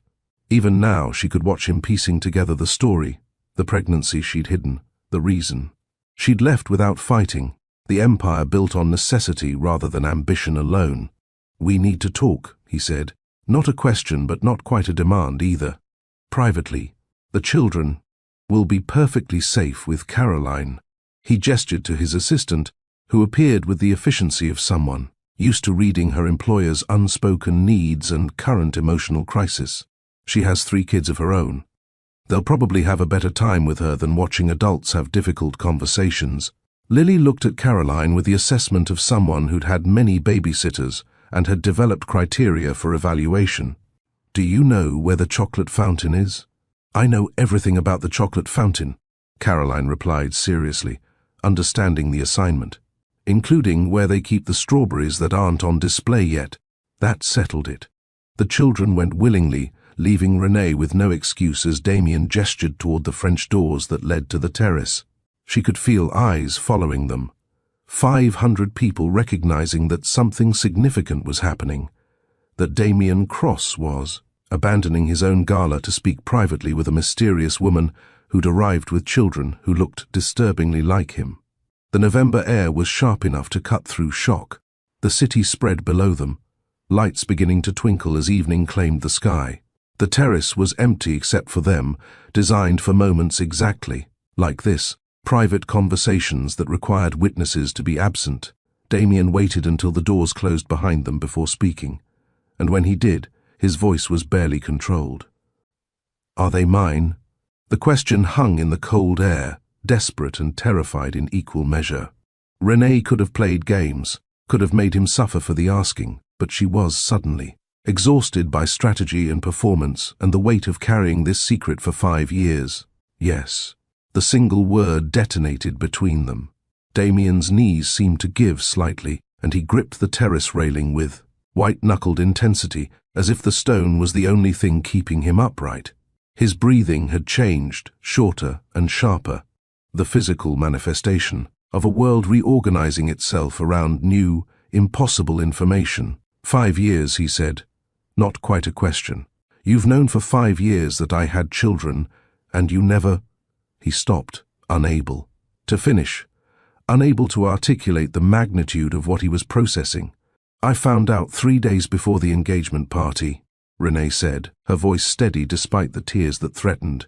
2 pink lines on a test I took in your penthouse bathroom while you were meeting with Victoria about the party details. I was going to tell you that night, after the party. I had this whole plan about how to share the news, how to celebrate, how to start planning our future as parents." She paused, letting him absorb it, letting the timeline reconstruct itself in his mind. "And then you stood up in front of 200 people and announced that you'd realized Victoria was the one you wanted to spend your life with, that you'd been confused, that you'd made a mistake with me, that you were sorry for wasting my time, but you'd found your real love." The words came out clinical, factual, stripped of the emotion they'd carried for 5 years. "So no, Damien, I didn't tell you, because watching you choose her broke something in me that required me to protect my children from being the reason you stayed in a relationship you clearly didn't want." "That's not," he started, but she cut him off. "You made your choice. You chose her, chose the easier path, chose the woman who didn't challenge you to be better than you were. And I chose not to trap you with an obligation you'd resent, not to raise children with a father who stayed out of duty instead of love." The tears were falling now, despite her determination to remain composed. 5 years of holding this in, 5 years of making this decision over and over in her mind, justifying it, defending it, believing it was right, even when it felt impossibly hard. Damien was crying too, silent tears that tracked down his face unchecked. "I have children," he said, the words sounding like prayer and curse combined. 5 years old. 5 years I've missed. First words, first steps. First of all, Alexander walked for 10 months, Renee said, not knowing why she was offering these details, except that they seemed important and seemed like the bridge between past and present. Lily took longer, 14 months, but she spoke in full sentences by 18. They both love strawberries, but hate blueberries. Alexander sleeps with a nightlight shaped like the moon. Lily insists on exactly 3 bedtime stories, no more, no less. She was cataloguing their lives, offering him pieces of the children he'd never known. And with each detail, Damien's face crumpled further, the weight of absence crushing him visibly. "Why now?" he asked. Why come back now? Why tell me at all if you managed 5 years without me? Because they started asking questions I couldn't answer forever. Because they deserve to know their father, even if he doesn't deserve to know them. Because I'm tired of carrying this secret like it's something shameful instead of the best thing that ever happened to me. The honesty was brutal, necessary. They stared at each other across the terrace, across 5 years of silence. Across the chasm of everything that had been broken and never repaired.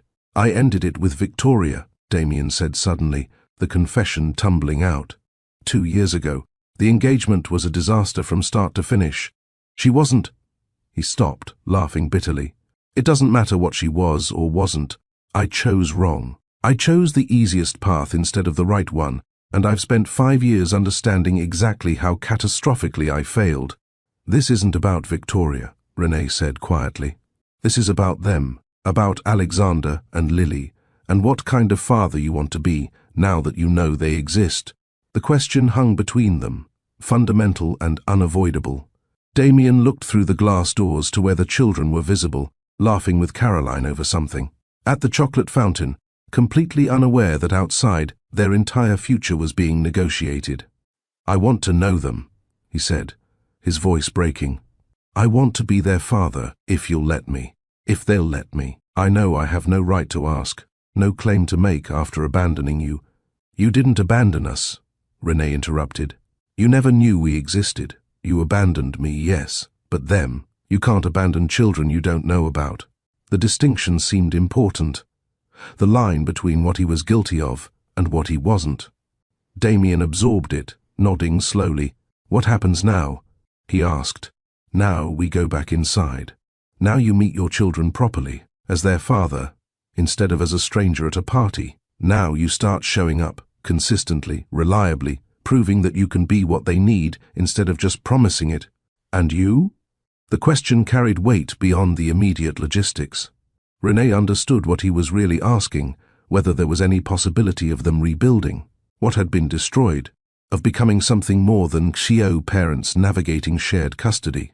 I don't know, she said honestly. Right now, I need to focus on them, on making sure this transition doesn't hurt them. Everything else is secondary. Damien nodded, accepting the boundary even as disappointment flickered across his face. Can the first hug you? He asked quietly. Just once, just to... He couldn't finish, couldn't articulate what the gesture would mean. Renee stepped forward, allowing herself to be pulled into his arms for the first time in 5 years. He held her like she was made of glass and grief combined, his face buried in her hair, his whole body shaking with silent sobs that felt like release and devastation braided together. I'm so sorry, he whispered against her hair. For all of it, for not choosing you, for not being there, for missing everything that mattered. I know, she whispered back. I know. They stood like that for a long moment, two people who'd loved each other, once, mourning what had been lost and what could never be recovered. Then Renee pulled back, wiping her eyes, reconstructing the composure that had carried her through the evening. They're waiting, she said, gesturing toward the ballroom. Your children are waiting to meet you properly. The words seemed to steady him. Damien wiped his own face, straightened his jacket, transformed back into the man who commanded boardrooms and built empires. But his eyes remained red-rimmed, his hands still trembling slightly as he opened the terrace doors. The ballroom had continued without them, but the energy had shifted. Everyone knew something significant had happened on that terrace, and the speculation was reaching fever pitch. When Damien and Renee entered together, every conversation paused mid-sentence. Caroline appeared with the children, both of whom had chocolate on their faces and looked deliriously happy. They ran to Renee, then stopped, looking at Damien with new curiosity. Are you our daddy? Lily asked. The question so simple, it made several nearby people gasp audibly. Damien knelt again, eye level with his daughter. Yes, he said, his voice steady despite the tears threatening to fall again. I am. And I'm so sorry I didn't know about you sooner. But I know now, and I'm not going anywhere. Alexander studied him seriously. Mama says being a daddy isn't about biology, it's about showing up. Are you going to show up? "Every day," Damien promised. "For the rest of my life, I'm going to show up." The children seemed to accept this, their capacity for forgiveness infinite in the way only children could manage. Lily reached out, touching Damien's face with one chocolate-covered hand, leaving a smear across his cheek that would photograph beautifully for tomorrow's society pages. "You can hug us if you want," she said generously. "We give good hugs." Damien pulled them both close, his arms wrapping around his children for the first time, his face a study in wonder and grief and overwhelming love that had nowhere to go but forward. Alexander hugged back fiercely. Lily patted his back like she was comforting him, intuiting that this adult needed gentleness. And Renee stood watching, tears streaming down her face as the family she'd carried alone for 5 years finally included the man who should have been there all along. The room erupted in whispers, in shocked conversations, in the kind of scandal that would dominate every society column for months. But Renee didn't care anymore. The secret was out, the truth was told, and whatever happened next, they'd face it together. All of them. Finally, the silence that followed Damien's embrace of his children lasted exactly 17 seconds. Renee counted, an old habit from when she'd timed contractions alone in a Denver hospital. The ballroom seemed frozen, 500 people suspended between shock and fascination. Watching a drama none of them had anticipated, but all of them would discuss for years. Victoria appeared from nowhere, cutting through the crowd like a shark sensing blood in water. She'd been absent earlier, but now she materialized at the edge of the scene, her face a careful mask that couldn't quite hide the panic beneath. She looked older than Renee remembered, harder somehow, as if the 5 years had worn her down in ways that money and status couldn't repair. "Damien," Victoria said, her voice carrying just enough to reach the immediate circle. "What's going on? Who are these children?" The question was tactical, Renee recognized, asked publicly to force Damien to either lie or reveal the truth in front of witnesses. But Damien didn't flinch. He stood, keeping one hand on Alexander's shoulder, the other on Lily's physically, claiming them in a way that answered Victoria's question without words. "These are my children," he said clearly, his voice carrying across the space that had gone silent to catch every word. "Alexander and Lily. They're 5 years old, and until an hour ago I didn't know they existed." The gasps were audible now, the scandal erupting in real time.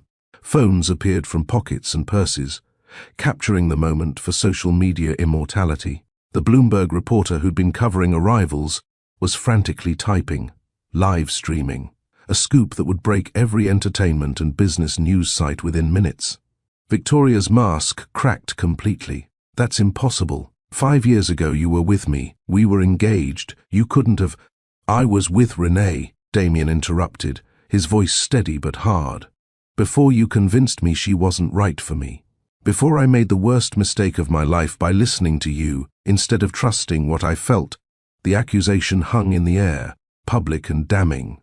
Victoria's face went through several transformations: shock, anger, calculation. When she spoke again, her voice had dropped to something more dangerous. "You're saying she hid your children from you for 5 years, and you're just accepting that? You're not even angry that she kept this from you?" "I'm furious," Damien said quietly, though his hand on Alexander's shoulder remained gentle. "At myself, for creating a situation where the woman carrying my children felt she had to disappear rather than trust me to choose her. For being the kind of man who valued the easy path over the right one." Renee felt something in her chest loosen, not forgiveness exactly, but acknowledgement that he understood, that he wasn't making himself the victim in this story, wasn't demanding sympathy for what he'd lost when he'd been the architect of his own loss. "Perhaps," came a calm voice from behind them, "this conversation would be better continued somewhere private." Renee turned to find an older gentleman she didn't recognize, distinguished, with silver hair, and the kind of presence that suggested authority without demanding it. Caroline appeared at his elbow, murmuring something Renee couldn't hear. "The library is available," the man continued. "Mr. Cross, Miss Carter, I believe the children would be more comfortable away from this." He gestured vaguely at the room full of staring people, phones raised, gossip already spreading like wildfire. Damien nodded gratefully. Thank you, Richard. Yes, the library. They were shepherded through a side door, away from the ballroom chaos, down a corridor lined with art that probably cost more than small countries. The children stayed close to Renee, Alexander's earlier bravery giving way to uncertainty now that adult tensions were becoming more apparent. The library was everything the name suggested: floor-to-ceiling books, leather furniture, a fireplace crackling with real wood. Caroline appeared with juice boxes for the children and water for the adults, then disappeared with the discretion of someone who knew when to be invisible. Victoria had followed them, uninvited, but not asked to leave. She stood near the door, arms crossed, watching the scene with an expression Renee couldn't quite decode. Hurt? Anger? Fear? All of them mixed together into something toxic. Damien settled into a chair, gesturing for the children to sit near him. They chose the floor instead, Alexander building something with decorative bookends, while Lily examined a crystal paperweight with intense focus. The mundane activities of childhood provide counterpoint to adult drama. I need to understand, Damien said, looking at Renee. Not to judge, just to understand. Why didn't you tell me? At any point in 5 years, why didn't you reach out? Renee sat on the couch opposite him, choosing her words carefully. At first, because I was too hurt. You'd chosen Victoria in front of everyone I knew. I was humiliated and pregnant and terrified. Telling you felt like begging you to stay out of obligation. I would have stayed, Damien said quietly. I know. That's why I didn't tell you. I didn't want you to stay out of obligation. I wanted you to choose me because you loved me, not because I was carrying your children. And you'd already proven you didn't love me enough. The words were brutal but necessary. Damien absorbed them with a flinch but didn't argue. Then months passed, and I was alone in Denver, working myself to exhaustion, building something from nothing, and I thought, why should I let you back in now? You had your chance. You made your choice. These babies were mine, the one good thing that came from the worst day of my life. Victoria made a sound, something between a laugh and a sob. So you punished him by keeping his children secret? That's vindictive, Renee. Even for you. I protected them, Renee said sharply, turning to face her former best friend. From a father who might resent their existence, from becoming the obligation that trapped him in a life he didn't choose, from growing up watching their parents hate each other. Instead, they grew up without a father at all, Victoria shot back. You made a choice for all of them based on your hurt feelings. You made a choice for all of us when you decided my fiancé was a prize to be won, Renee replied, her voice cold. When you spent months undermining our relationship, pointing out every flaw, every moment he chose work over me, every sign that maybe we weren't right for each other. Don't pretend this happened in a vacuum, Victoria.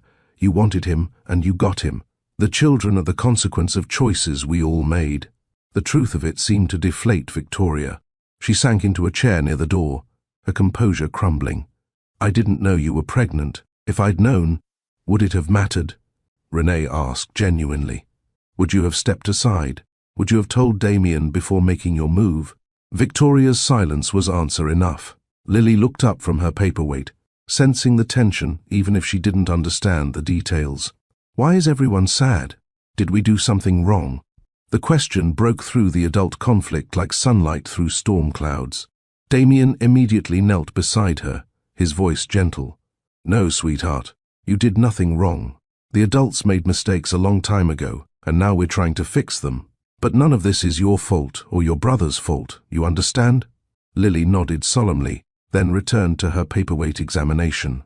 Children's capacity to accept and move on, to trust that adults would handle adult problems, was both blessing and responsibility. Before we continue, I want to pause and speak directly to you watching this story unfold. If this moment is moving you, if you've ever faced the choice between holding onto hurt or releasing it for your own peace, tap that like button. Share this video with someone who needs to understand that forgiveness isn't about the person who hurt you. It's about freeing yourself from the weight of carrying their mistakes. Your engagement tells us these stories matter, that truth shared becomes strength multiplied. Damien returned to his chair, his attention back on Renee. I can't change the past.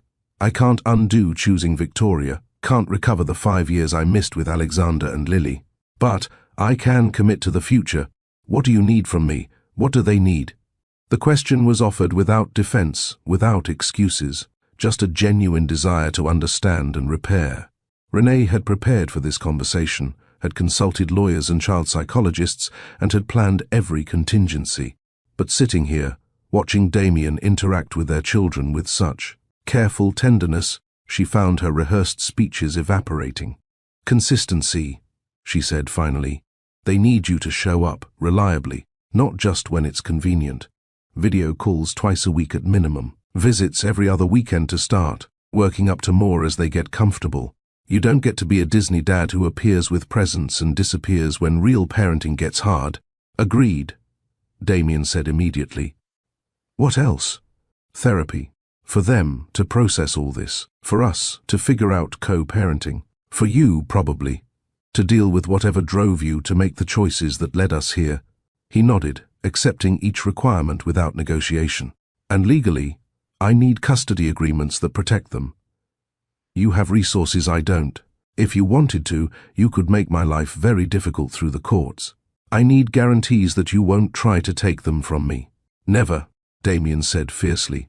They're yours. You raised them, you sacrificed for them, you built their world. I'm asking for the privilege of being included in that world, not demanding to reshape it. The concession was more than Renee had expected, and she felt tears threatening again. Okay. Then we'll work with lawyers, draw up agreements that protect everyone. What about you? The question came quietly, weighted with everything they weren't saying. Is there any possibility of us? Renee looked at him, really looked, seeing not the billionaire who'd broken her heart but the father meeting his children, the man who'd spent 2 hours crying over babies he'd never known existed, the person who was taking responsibility for his failures without making excuses. I don't know, she said honestly. Right now, I can't think about us beyond co-parenting. Maybe someday, when we've proven we can do that successfully, when enough time has passed that I can trust you won't disappear when things get hard. But Damien, you have to understand, you destroyed me 5 years ago. You chose someone else, in the most public, humiliating way possible. Even if you didn't know about the pregnancy, even if Victoria manipulated the situation, you still made that choice, and I've spent 5 years rebuilding myself into someone who doesn't need you. I can't just undo that work because you're sorry. I know, he said, his voice rough. I'm not asking you to. I'm just asking for the chance to prove I can be better. Not for you, necessarily, but for them. And if someday you decide I've earned the right to try again, I'll be grateful. And if you don't, I'll accept that too. The maturity in his response surprised her. This wasn't the man who'd chosen the easy path 5 years ago. Something had changed in him, whether through time, through failed relationships, through the shock of discovering fatherhood, she couldn't say. But the change was evident. Victoria stood abruptly, drawing all eyes. I can't sit here and watch this reunion like I'm supposed to be happy about it. You two destroyed each other, and now you're going to co-parent, and maybe fall in love again, while I'm cast as the villain in your story. You cast yourself, Renee said quietly, by going after a man you knew I loved, by undermining our relationship instead of supporting your best friend, by taking what wasn't yours to take. He chose me, Victoria said, but her voice lacked conviction. Because you made yourself the easier choice, Damien said, his voice tired. Because you told me what I wanted to hear instead of what I needed to hear. Because being with you required nothing of me except money and status, while being with Renee required me to actually be present, to grow, to choose love over ambition. The honesty was brutal. Victoria's face crumpled, and for a moment Renee almost felt sorry for her. Almost. I loved you, Victoria said, looking at Damien. Not perfectly, not well, but I did love you. And you never loved me back, did you? Not really. You just loved that I didn't challenge you. No, Damien agreed quietly. I didn't love you. And I'm sorry for that, for using you as an escape from real feeling. We hurt each other, Victoria. Let's at least be honest about that. She nodded, tears falling freely now.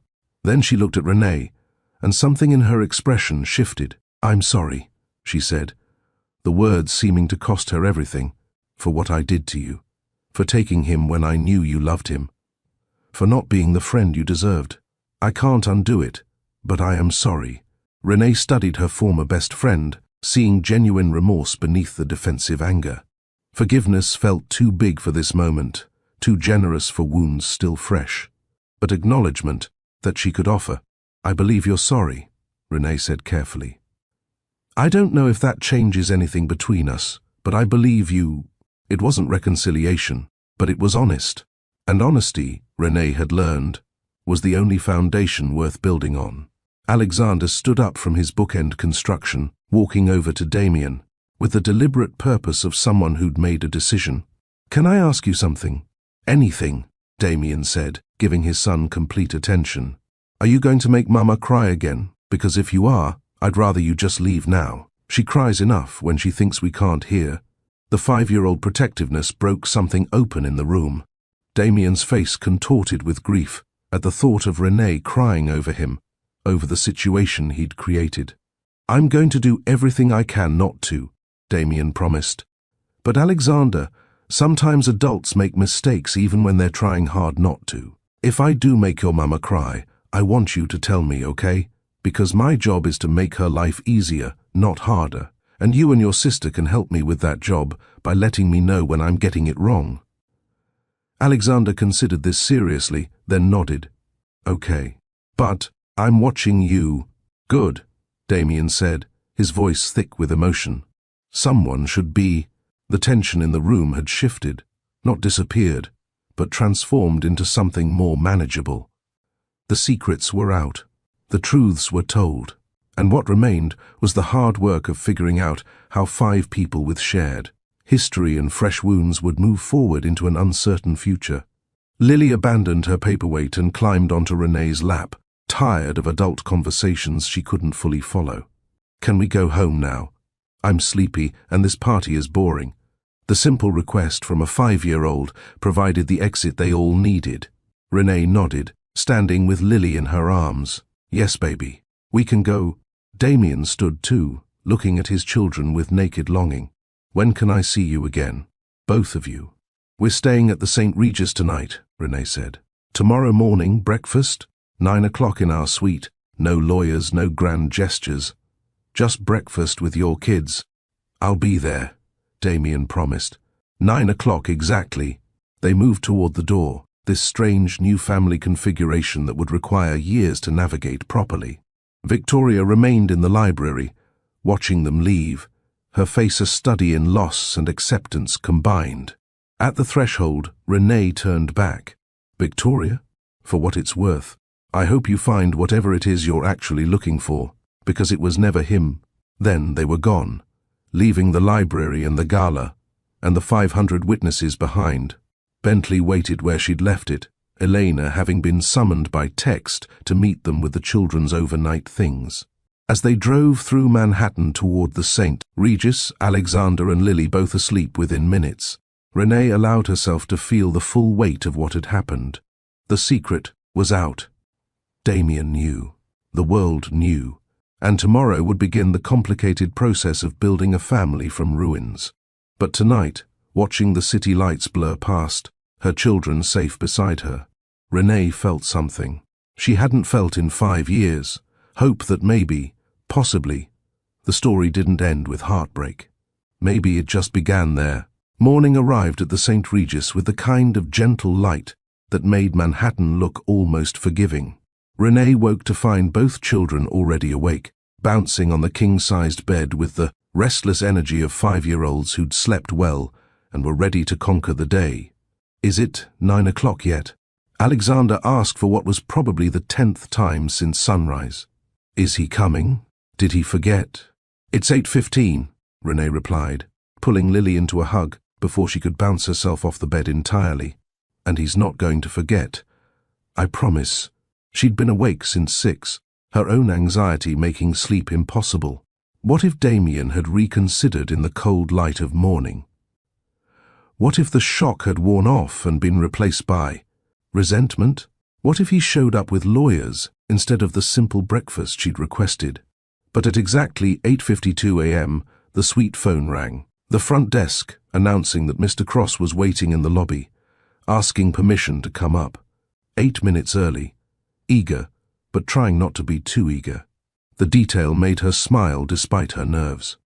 "Send him up," she told the concierge.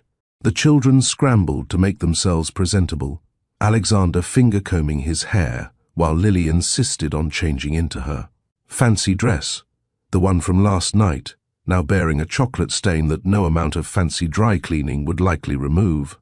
Renee had given up arguing about it after the third iteration of, "But it makes me feel pretty." The knock came at exactly 9 o'clock. Damien Cross, punctual in business and apparently in fatherhood as well. Renee opened the door to find him holding bags from what looked like every bakery in Manhattan: croissants, muffins, Danish pastries, bagels, fruit tarts. His face was uncertain, hopeful, terrified. "I didn't know what they liked," he said by way of greeting, "so I bought everything." The vulnerability in the admission, this billionaire who commanded industries reduced to anxiety about breakfast preferences, made something in Renee's chest loosen. She stepped back, letting him enter their temporary home. The children approached cautiously, yesterday's boldness tempered by sleep and new awareness. This was their father, the man from photographs who'd suddenly become real. The weight of that was evident in their careful movements, their uncertain smiles. "Hi," Lily said quietly. Then, with more confidence, "You brought a lot of food." "Too much, probably," Damien admitted, kneeling to be at their level. "But I thought we could figure out together what you like, and maybe what you don't like. I want to learn everything about you." "We don't like blueberries," Alexander offered. "But we like strawberries and chocolate and Mama's pancakes, but nobody makes them as good as Mama." "Then I'll have to convince your Mama to teach me," Damien said, glancing at Renee with a question in his eyes. They settled around the suite's dining table, an odd little breakfast party that was both incredibly normal and completely surreal. Damien was careful not to overreach, letting the children set the pace, answering their questions with thoughtful honesty. "Why didn't you know about us before?" Lily asked around a mouthful of croissant. Damien looked at Renee, seeking permission for how much truth to share. She nodded slightly.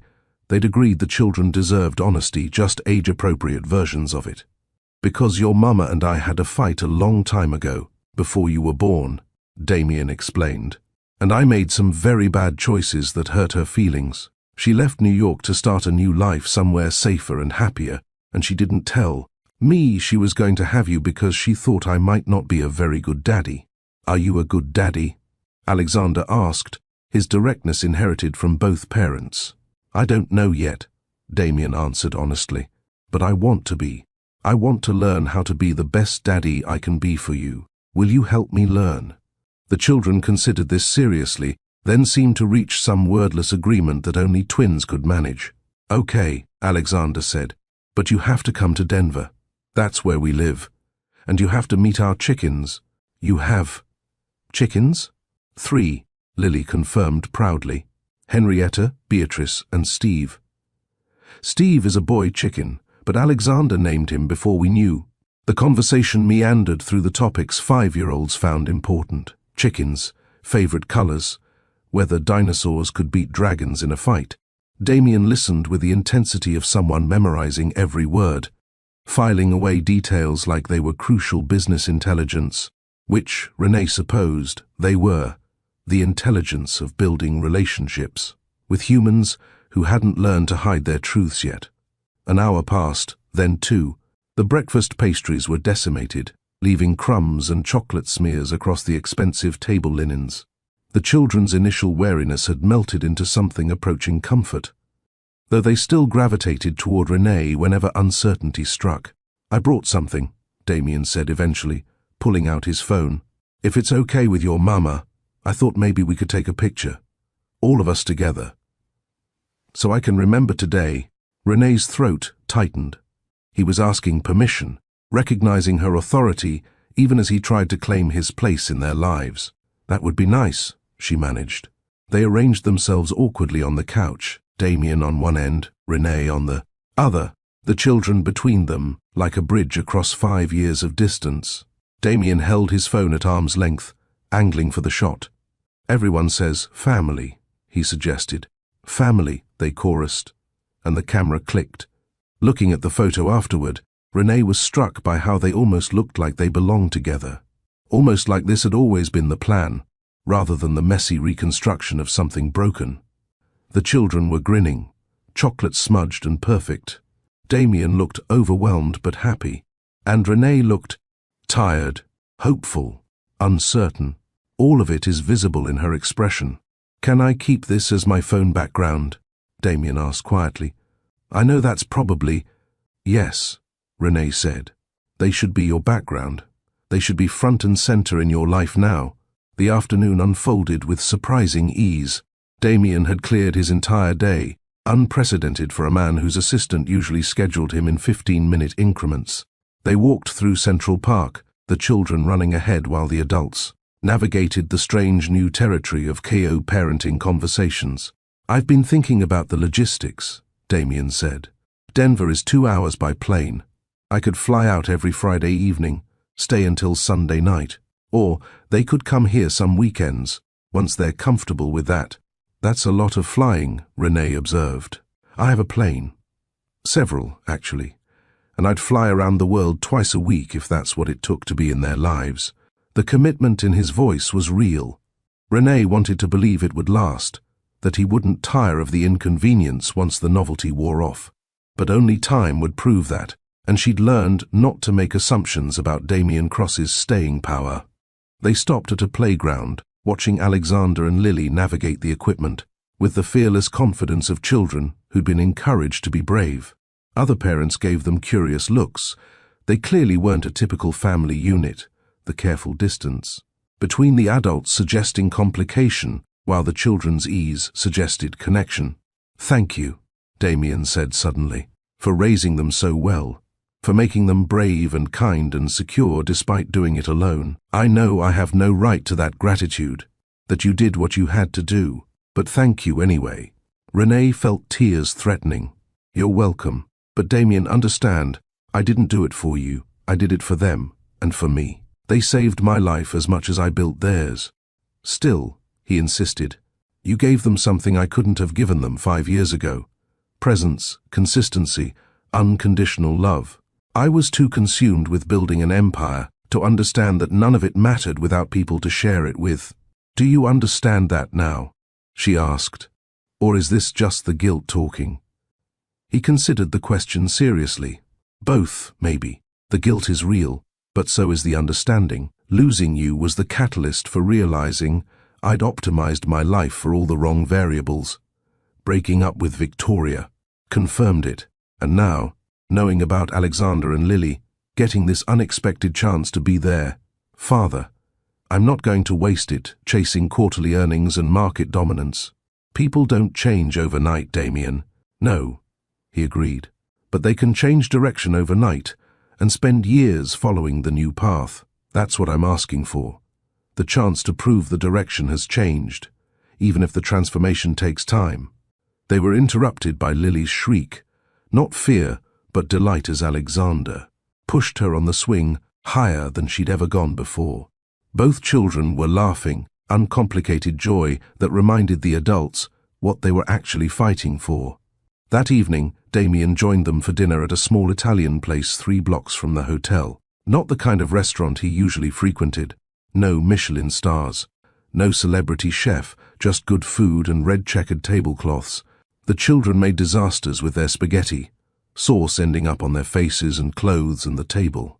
Damien laughed more than Renee had heard him laugh in all the time she'd known him. Genuine amusement at the chaos. "To new beginnings," he said, raising his water glass when the children were distracted by dessert menus. Renee clinked her glass against his carefully. "To second chances. May we all deserve the grace we've been given." The toast felt important, a marker of this strange day when strangers became family and enemies became allies in the shared project of raising children who deserved better than their parents' mistakes. Later, back at the suite, with the children bathed and in pajamas despite Their protests that they weren't tired, Damien prepared to leave. The goodbye was awkward, none of them quite sure of the protocol for this new relationship configuration. "When will we see you again?"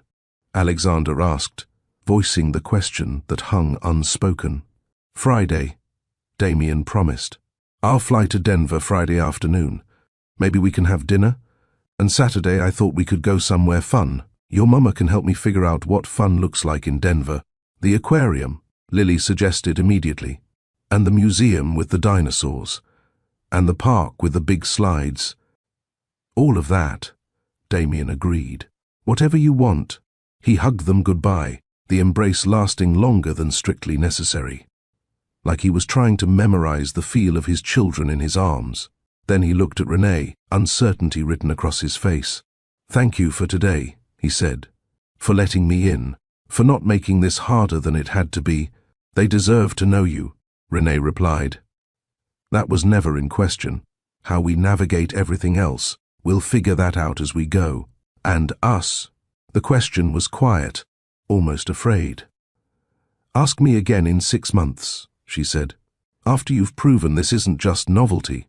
After you've shown up for the boring weekends and the sick days and the tantrums. Ask me when being their father is just life instead of an adventure. Then we'll talk about ourselves." He nodded, accepting the boundary. 6 months. I can work with that. After he left, Renee tucked the children into bed, reading 3 stories as required by Lily's strict protocols. They were asleep within minutes, exhausted by the emotional weight of the day, even if they couldn't articulate it. Alone in the suite's living room, Renee pulled out her phone, scrolling through the photos from the day, her children with their father, learning from each other, building something from nothing. It wasn't the family she'd imagined 5 years ago.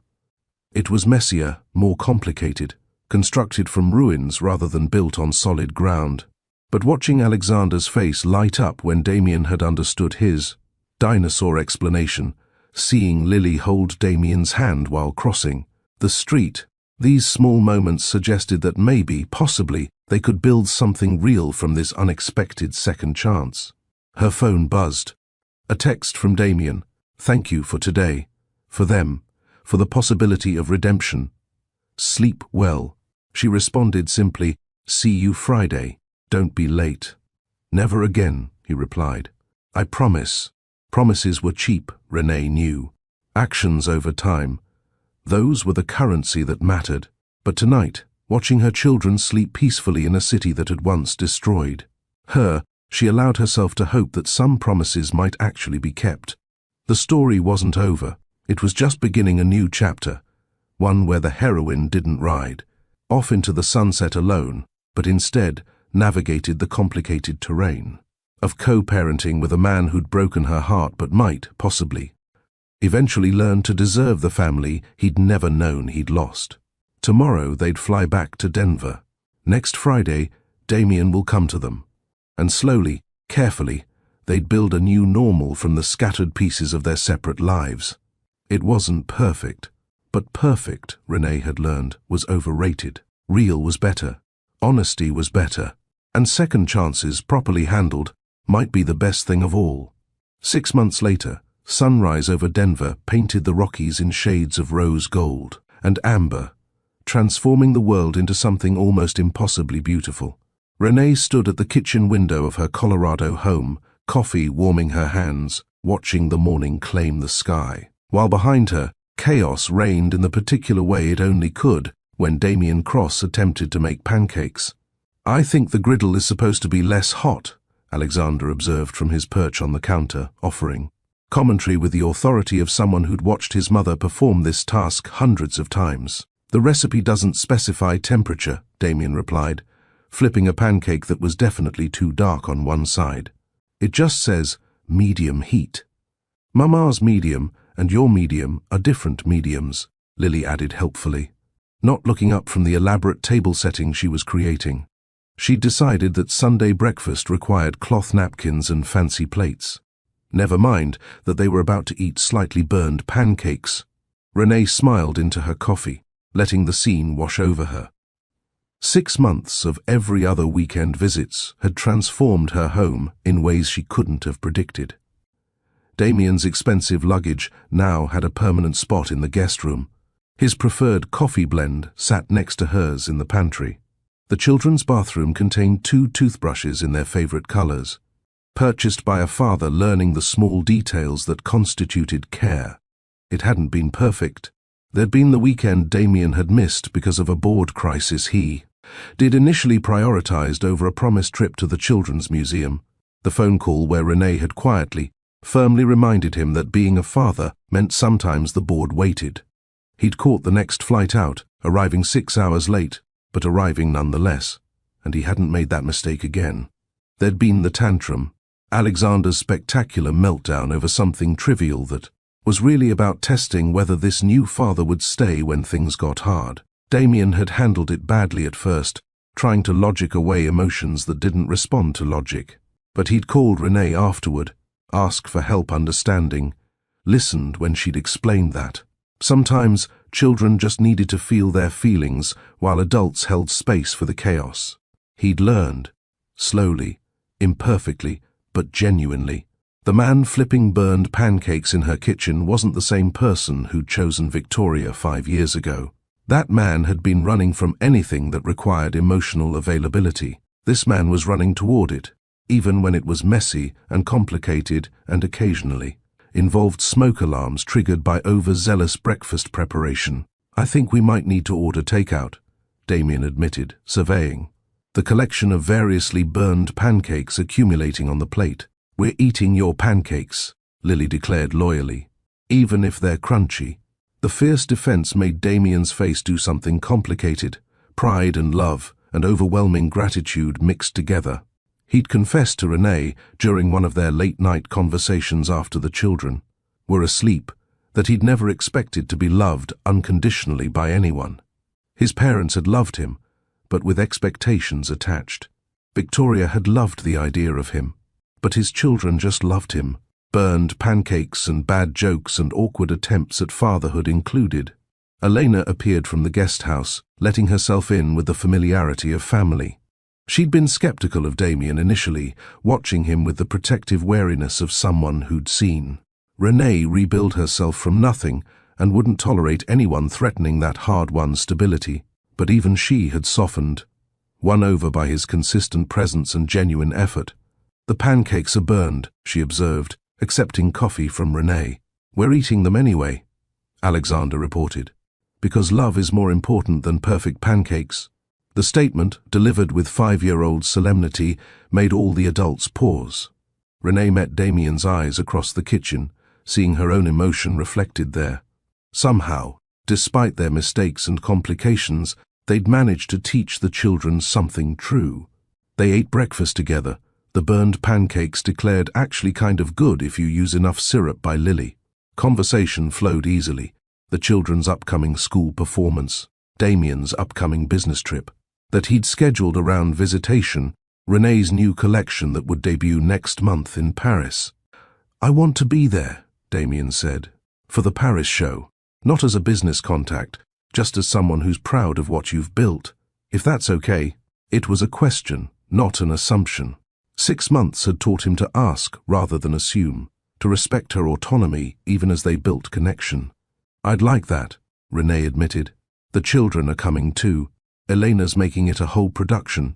We're going to see the Eiffel Tower," Alexander added, "and eat croissants in France, which are probably better than the ones here." "Definitely better," Damien agreed seriously. "It's basically the law." After breakfast, they took the children to the park, the same one they'd visited dozens of times, where the familiarity allowed the kids to run ahead while the adults walked at a slower pace, talking through the logistics and emotions of their unusual arrangement. "I've been thinking," Damien said carefully, "about something more permanent." "Not us," he added quickly, reading her expression. "I know we're not there yet, maybe never will be, but something for the children, a foundation maybe in their names, to help other single parents like you were, like so many others are. Free childcare, business training, seed funding, mentorship, everything that might have made your journey less brutal." Renee stopped walking, turning to face him fully. "A foundation?" The Alexander and Lily Foundation for Single Parents and Emerging Entrepreneurs, he said, pulling out his tablet to show her architectural renderings of a building complex, free childcare, workshops, innovation labs. Everything you needed 5 years ago that didn't exist. I want to build it, fund it, but I want you to design the programs. Because you know what actually works versus wealthy people's fantasies about poverty. The plans were detailed, thoughtful, clearly representing months of work. Renee felt tears threatening as she scrolled through page after page of programming, designed to lift people up rather than just make donors feel good about themselves. Why their names? She asked quietly. Because they changed everything for me. Because knowing them exists has made me want to do something meaningful with resources I didn't earn through. Virtue. Because if other children can have what they had, a mother willing to sacrifice everything for their well-being, then maybe we can change some lives. It was the most articulate expression of purpose Renee had ever heard from him. The foundation wasn't about tax breaks or legacy. It was about transformation, about turning his belated understanding of what mattered into tangible help for people still struggling. I'm in, she said, but I want half the board to be people who've actually experienced single parenthood. Not just people who write checks. Already planned for, Damien replied, showing her the proposed board structure. You, me, Elena, and 6 others, all of whom built something from nothing while raising children alone. They spent the next hour discussing details while the children played, building the framework for something that might outlast both of them. This was legacy, Renee realized. Not the fashion empire or the business holdings, but the impact they could have on lives still being lived, still struggling, still hoping. That afternoon, back at the house, Renee received the call she'd been waiting for. The acquisition was complete. Her family's company, the one Victoria had nearly destroyed, was officially hers again. RC International had reclaimed what had been stolen. But instead of satisfaction, Renee felt mostly relief. The revenge she'd imagined 5 years ago had lost its appeal somewhere along the way. Now it was just business, just reclaiming what should have been hers all along. Congratulations, Damien said when she shared the news. How does it feel? Anticlimactic, she admitted. I thought it would feel like victory. Instead, it just feels like closing a circle. Maybe that's better than victory, he suggested. Maybe closure is what you actually needed. That evening, after dinner and baths and the elaborate bedtime routine the children required, Renee and Damien sat on the back porch while Elena supervised final story time. The mountains loomed in the distance, constant and indifferent to human drama. You ask me to ask again in 6 months, Damien said quietly. About us. Renee had known this was coming and had been preparing her answer for weeks. I know, so I'm asking, not for promises or commitments, just, is there a possibility? Can you ever see yourself trusting me more than co-parenting? She looked at him, really looked, seeing not the man who'd broken her heart, but the father who'd shown up every other weekend for 6 months, who'd learned to make terrible pancakes because the children thought it was funny, who'd rescheduled board meetings and turned down acquisition opportunities because being present mattered more. I don't know, she said honestly. You've proven you can be a good father, but being a good partner requires different things, and I'm not sure either of us knows how to be that for each other. We failed spectacularly the first time. We were different people the first time, Damien countered. I was running from intimacy. You were accepting less than you deserved. We've both grown, maybe, Renee acknowledged. But Damien, I'm happy now. Genuinely happy. I have my children, my business, my life exactly as I built it. Getting involved with you again risks that stability, and I'm not sure the potential gain is worth the certain risk. The rejection was gentle but firm. Damien absorbed it with visible disappointment, but also acceptance. Okay, he said simply.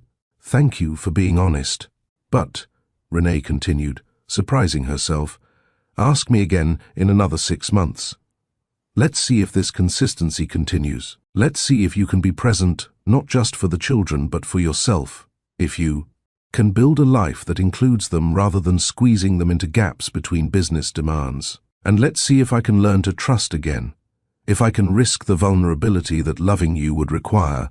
So not no, just not yet. Not yet, she confirmed. Maybe never. But maybe eventually. Time will tell. It wasn't the declaration Damien clearly hoped for, but it was honest. And honesty, they'd both learned, was the only foundation worth building on. Before we close this chapter of Renee's story, I want to speak directly to you, our incredible Mr. Steele Rich Stories family. Thank you for being part of this journey, for witnessing one woman's transformation from heartbreak to triumph. These stories only matter because you take the time to watch, to engage, to share them with others who might need to. Hear that survival is possible, that redemption is real, that second chances exist for those brave enough to seize them. If this story touched you, if Renee's strength inspired you, if you believe in the power of forgiveness and the possibility of new beginnings, hit that like button. Share this video with someone who needs to know they can rebuild from ruins, and subscribe to join our family of storytellers who believe that truth, even when it's painful, is always worth telling. The next morning, Damien's flight back to New York left at 11. The children hugged him goodbye with the casual affection of people who knew he'd return, who'd stopped treating his departures as abandonments and started treating them as temporary absences. Progress, Renee thought, watching them. See you in 2 weeks, Damien said, hugging Alexander and Lily one more time. And we'll video call Tuesday and Thursday like always. Bring better pancake skills next time, Alexander suggested. I'll practice, Damien promised solemnly. Then he turned to Renee, and for a moment, they were just two people who'd loved each other once, who'd destroyed each other once, who were carefully building something new from the wreckage. Thank you, he said quietly, for the possibility, for not slamming the door completely, for letting me prove I can be better. Thank you for showing up, she replied. Consistently, even when it's hard. He left, and the house felt both emptier and more complete somehow. The children returned to their normal routines, school and playdates and the comfortable rhythm of the life Renee had built. But now that life included phone calls where they told their father about their days, weekends, where he was present, included the slow construction of family from unconventional materials. 3 months later, the Alexander and Lily Foundation opened its doors. In Denver, with satellite locations planned for 6 other cities, the opening ceremony featured speeches from single parents who'd already benefited from the programs. Their stories of transformation echoing Renee's own journey in ways that made her weep. Damien attended, bringing the children, watching with visible emotion as the foundation, bearing his children's names, began its work of changing lives. This is what wealth is for, he said to Renee during the reception. Not accumulating more, but leveraging what you have to create opportunity for others. You've changed, she observed. Being a father changes you, he replied simply. Knowing them exists makes me want to leave a world worth inheriting. 6 months after that conversation on the porch, almost a year since, the Thanksgiving gala that had changed everything, Damien asked again. They were in Paris, watching the children chase pigeons near the Eiffel Tower after Renee's triumphant fashion show, and he simply said, "Is it still not yet?" Renee watched her children laugh, watched this man who'd learned to be their father, and felt something shift in her chest. Not the wild, desperate love of their first relationship, but something quieter, steadier, built on shared purpose and proven consistency. "Ask me to dinner," she said. "Just the 2 of us. No children, no business, no history. Just 2 people seeing if they enjoy each other's company without all the weight we carry." Damien's face transformed with hope so naked it almost hurt to witness. "Tomorrow night? I know a place with terrible lighting and mediocre wine." "Perfect," Renee said, and meant it. The story didn't end there, because real stories never really end. They just evolve, transform, continue in ways that can't be predicted or controlled. Renee and Damien would have that dinner, and many others after. Sometimes they'd feel like a couple rebuilding what was broken. Sometimes they'd feel like strangers learning from each other fresh. But always, they'd be Alexander and Lily's parents, committed to raising children who understood. That love was action, that family was choice, that forgiveness was strength rather than weakness. And the twins, growing up watching their parents navigate complicated, Grace would learn that second chances were real, that mistakes didn't have to be permanent, that sometimes the story broken in the middle could find a different ending than anyone expected. Years later, when Alexander and Lily were older and asked about how their family came to be, Renee would tell them the truth, that love was messy and imperfect, that adults made terrible mistakes, that sometimes people had to lose everything to understand what actually mattered. But she'd also tell them that redemption was possible, that forgiveness could coexist with boundaries, that showing up, day after day, even when it was hard, was the truest form of love there was. The city that broke her had taught her to build herself stronger. The man who abandoned her had learned to show up. And the children who existed because of heartbreak had become the reason for healing. That was a legacy. Not the empire, not the foundation, not the wealth or success or any of it. Just love, practiced imperfectly but genuinely, by people who'd learned that second chances were gifts that required gratitude and effort in equal measure. The story paused here, but it didn't end. It simply continued, one day at a time, one choice at a time, one moment of grace building, on the last until it resembled something worth having, worth keeping, worth fighting for. And that, in the end, was enough.